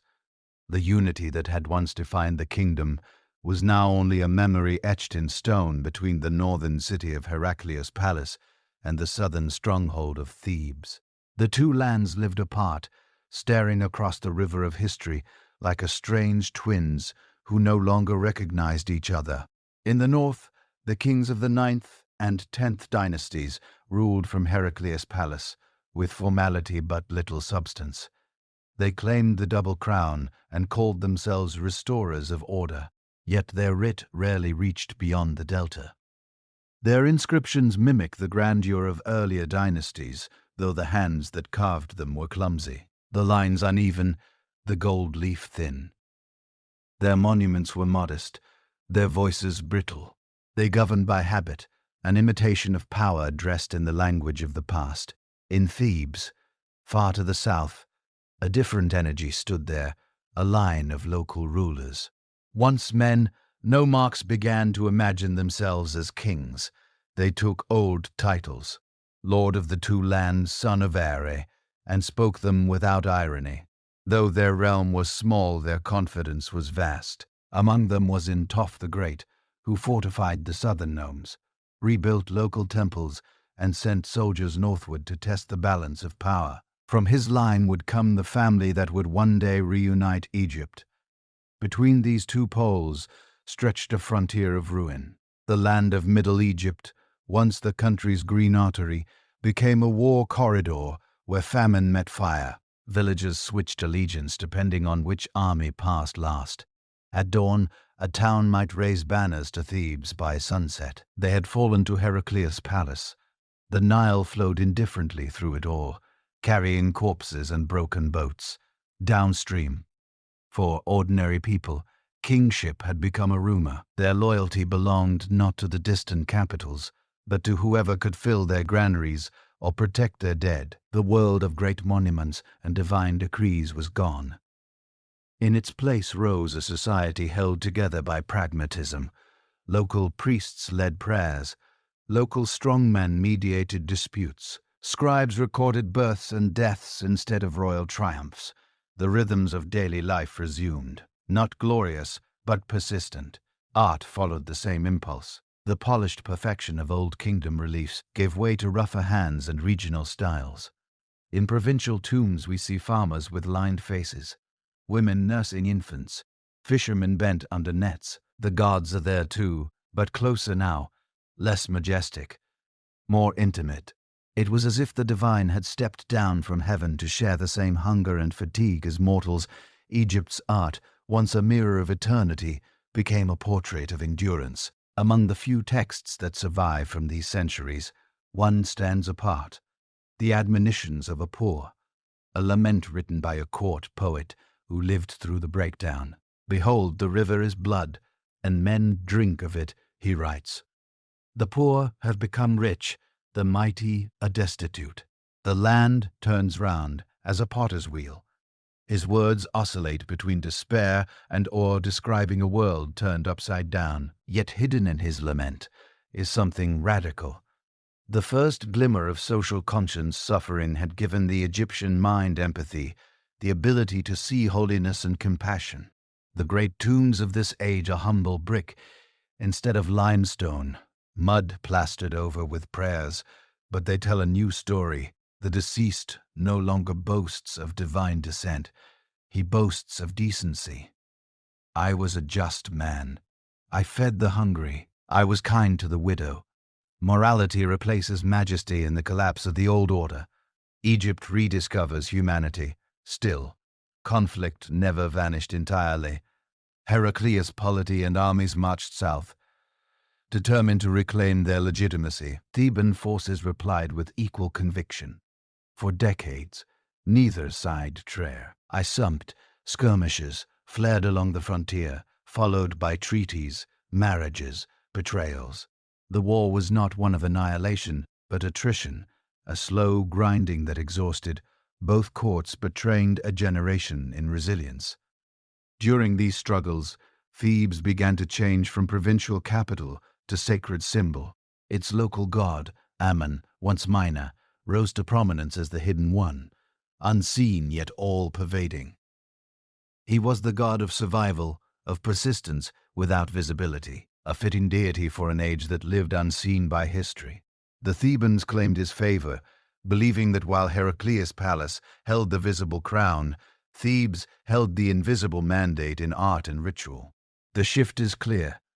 The sun-drenched optimism of the Old Kingdom yields to shadow devotion. Temples are smaller but filled with song. Sculpture is rougher but alive with feeling. The people no longer build for eternity, but for memory. Eternity had proven too costly. Memory, they discovered, was enough, even in ruin. Egypt did not forget how to hope. The floods eventually returned with greater steadiness, replenishing the exhausted soil.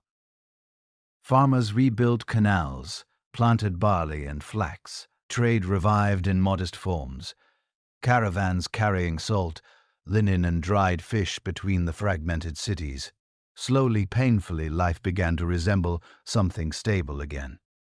The great revelation of this dark century was not that empires fall, but that civilization can survive them without a central crown. Egypt remained Egypt, 1,000 small loyalties, stitched together by shared language, by ritual, by memory of what had been.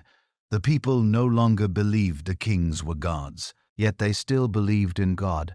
The balance that governed the world in that belief lay the seed of renewal. When the Theban line finally consolidated power under men to attack the first, they claimed not victory, but restoration.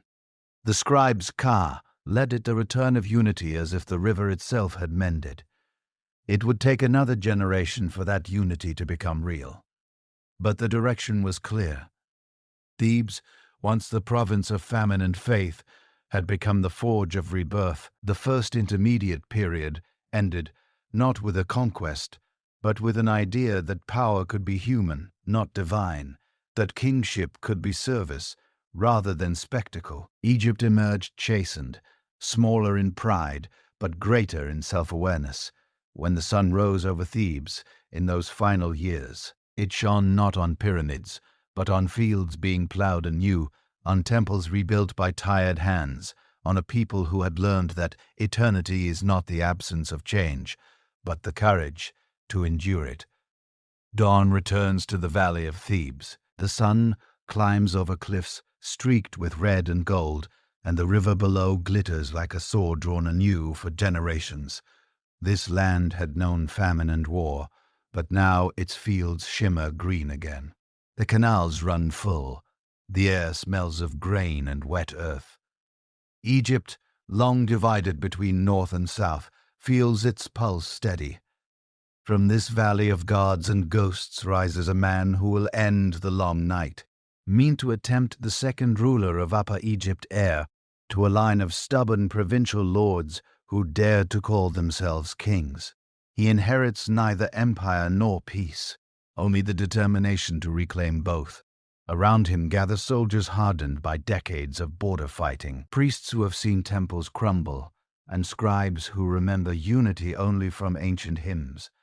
His campaign to reunite the two lands begins quietly. Envoys sail north along the Nile, carrying letters of alliance wrapped in silken cords.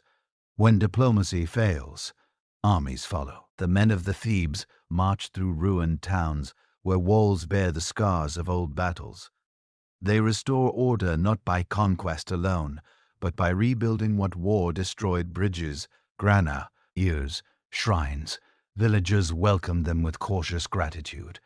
After years of chaos, any discipline feels like mercy. At Heraclius' palace, the rival court holds fast. Its kings, weary and surrounded, still claim the double crown. Their scribes copy decrees of stability while their armies dwindle. Between the two powers, the war stretches on, not a single storm, but a long erosion. Each campaign carries Theban banners farther north, until finally the walls of Heraclius' palace fall. Their gates opened by famine and surrender rather than flame. Egypt at last is won again. The victory is not celebrated with the arrogance of earlier dynasties. The Theban ruler, standing before his soldiers, does not declare himself God reborn, but the servant of my art, the restorer of balance. His coronation hymn, preserved in fragments, speaks not of eternity, but of gratitude. I have united the two lands. I've driven hunger from their hearts. I've made every face to smile. The tone is humble, almost human. The gods, it seems, have grown closer to earth in the wake of unification, and to her tap turns from war to rebuilding. Across the flood plain, canals are dredged and temples repaired. Farmers are granted seed grain from royal stores. Scribes standardize records and laws, reweaving the fabric of administration that had unraveled during the long dark. The kingdom's energy shifts from survival to creation. Egypt enters what later generations will call the Middle Kingdom, an era not of divine arrogance, but of moral clarity. To honor his triumphant faith and to hotel commissions, a tomb unlike any before on the western cliffs of Thebes at Darul Bahari, a great terraced complex rises where rock meets desert. Its colonnades stand open to the sky, as if inviting the wind to bat prayers upward. The design is neither pyramids nor temple, but a fusion of both monumental yet contemplative. Here, a king will rest not as a god apart, but as a man among gods, protected by the goddess Hathor, whose spirit is said to dwell within these cliffs. When I stand among its pillars, I feel the intention behind every line. The columns echo the rhythm of the Nile. The terraces climb like steps of light. The reliefs along the walls show processions of soldiers, priests and craftsmen, not slaves, but builders of a restored world. The imagery is solemn, even tender. After centuries of ruin, Egypt's art speaks again with conviction, but without the old perfections. Cruelty, mental hotels, architects call upon the traditions of the past, while reshaping them for a new vision. The bright geometry of the pyramid gives way to the depth of corridors, the interplay of shadow and light, where once stone declared eternity. Now it evokes transition, the passage from chaos to peace, from death to renewal. The tomb is both memorial and metaphor. The king's reign also reshapes religion. The god Amun, patron of Thebes, ascends to prominence, merging with Ra to become Amun-Ra, the unseen sun. Hidden yet universal, his cult emphasizes mystery and introspection, mirroring the people's new understanding of divinity. Faith is no longer performed in stone, but experienced in conscience. Egypt, bruised by history, learns to pray with humility. Among the people, prosperity returns cautiously. Harvests fill granaries. Trade routes reopen along the Red Sea and the eastern deserts. Merchants carry papyrus, linen, and gold to foreign shores. In return come cedar, lapis, and spice. The state grows efficient, but measured its officials, aware that excess once destroyed their forefathers in the fields. Farmers mark the floods, with quiet relief instead of festival reverence born of remembrance.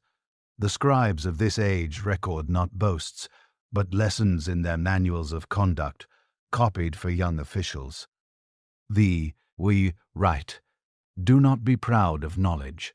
The wise may be silent in heart, ruled by justice, not by fear. It is as if the bureaucracy itself has acquired a conscience.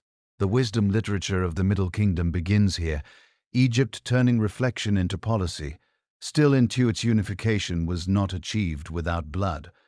Archaeologists who unearthed the tomb near his temple found the bodies of his soldiers. 60 men laid side by side, wounds unhealed, their linen wrappings coarse but reverent.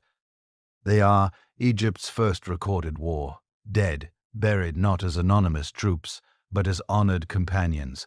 The king remembered their sacrifice as part of his own immortality, binding duty to resurrection. By the end of his reign, the land has changed in spirit as much as in structure. The gods no longer speak through thunder or flood. They whisper through conscience. Kingship is no longer the mirror of heaven, but its steward. The people, having lived through the silence of the Nile, trust less in miracle and more in balance. When Menkaure dies, his body is laid to rest in the tomb he built among the cliffs. The funeral rites are simple by royal standards, offerings of bread, beer, and flowers, hymns sung by priests of Hathor. The inscription on his sarcophagus is short, almost austere. He who brought peace to the two lands. There is no boast of conquest, no claim to divinity, only the record of restoration.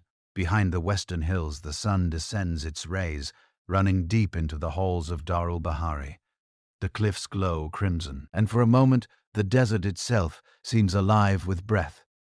In that light, Egypt's long ordeal finds closure. The river faithful once more winds through a land that is learned to begin again. The age of pyramids is over, but something deeper has taken its place, a vision of eternity. Not carved in stone, but lived in balance. Egypt, chastened and renewed, steps into poisoned second youth, aware at last that permanence belongs not to monuments, but to the will to rebuild them. Across the centuries, Egypt remembers itself in stone. The pyramids rise from the desert like frozen forts, their sharp edges blurred by time, their purpose still intact, even when their meaning has changed. Travelers stand before them and ask the same question that haunted the generations who came after.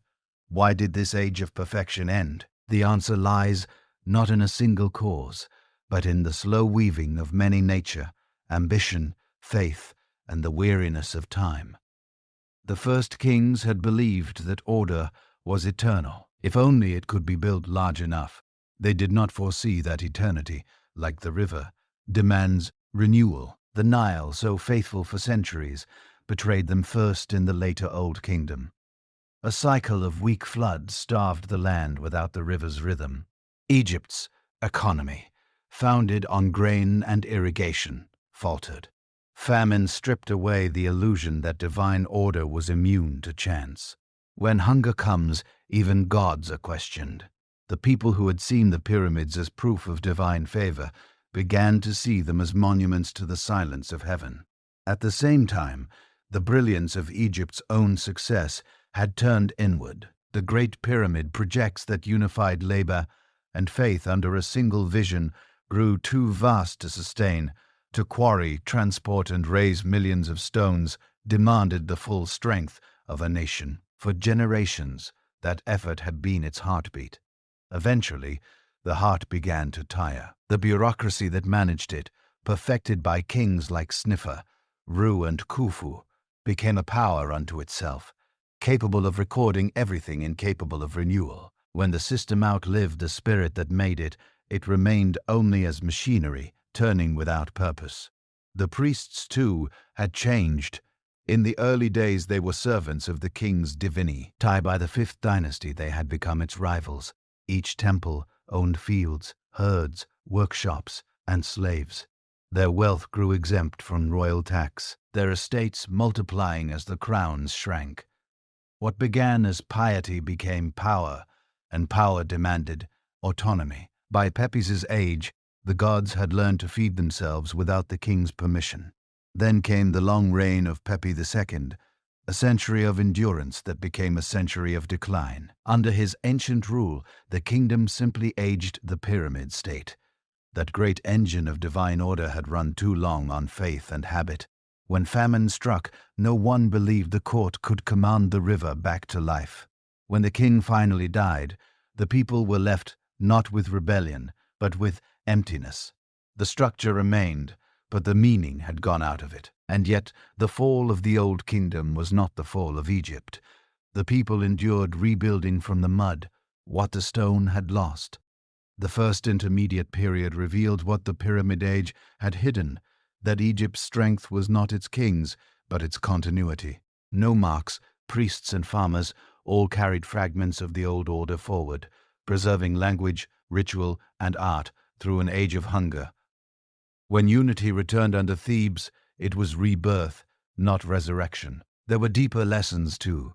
The Pyramid Age had believed in eternity, made visible that the divine could be captured in geometry and stone that defied decay. But the centuries taught that permanence belongs only to rhythm, not to mass.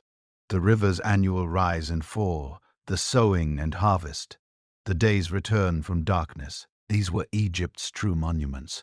The pyramids were only their reflection, and when that reflection became too heavy to carry, the people turned back to the living world. Religious faith followed the same arc. The gods did not vanish. They changed to sun.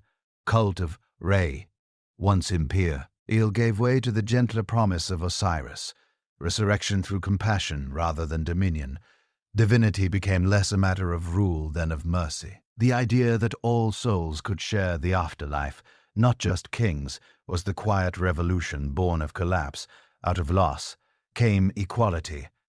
Climate, politics, and belief all played their parts, but at the core of the Old Kingdom's end was exhaustion, not of materials, but of certainty. The belief that the world could be made perfect had sustained Egypt for half a millennium. Its failure was not catastrophe, but transformation. When faith in divine kingship cracked, it revealed the human beneath a civilization capable of adaptation. To walk among the pyramids now is to feel that transformation. Still breathing through the stone, the sides once blinding white are scarred by centuries of wind, yet the precision of their lines remains. They are both ruined and record proof of what humans can do when they believe the world has meaning and proof of what they learn. When that belief falters, standing before them at sunset, one can trace the whole arc of the age. The step pyramid of Giza, experimental and bold, speaks of beginnings. Sneferu's, whose red pyramid of perfection, reached through failure. Khufu's great pyramid of triumph, the smaller tombs of later kings of restraint, and the inscriptions of Yunus of the inward turn. Together they form a chronicle in stone, a rise of flowering and a return to earth. The collapse of the Pyramid Age was not a disaster to mourn, but a truth to understand. No order, however divine, survives without renewal.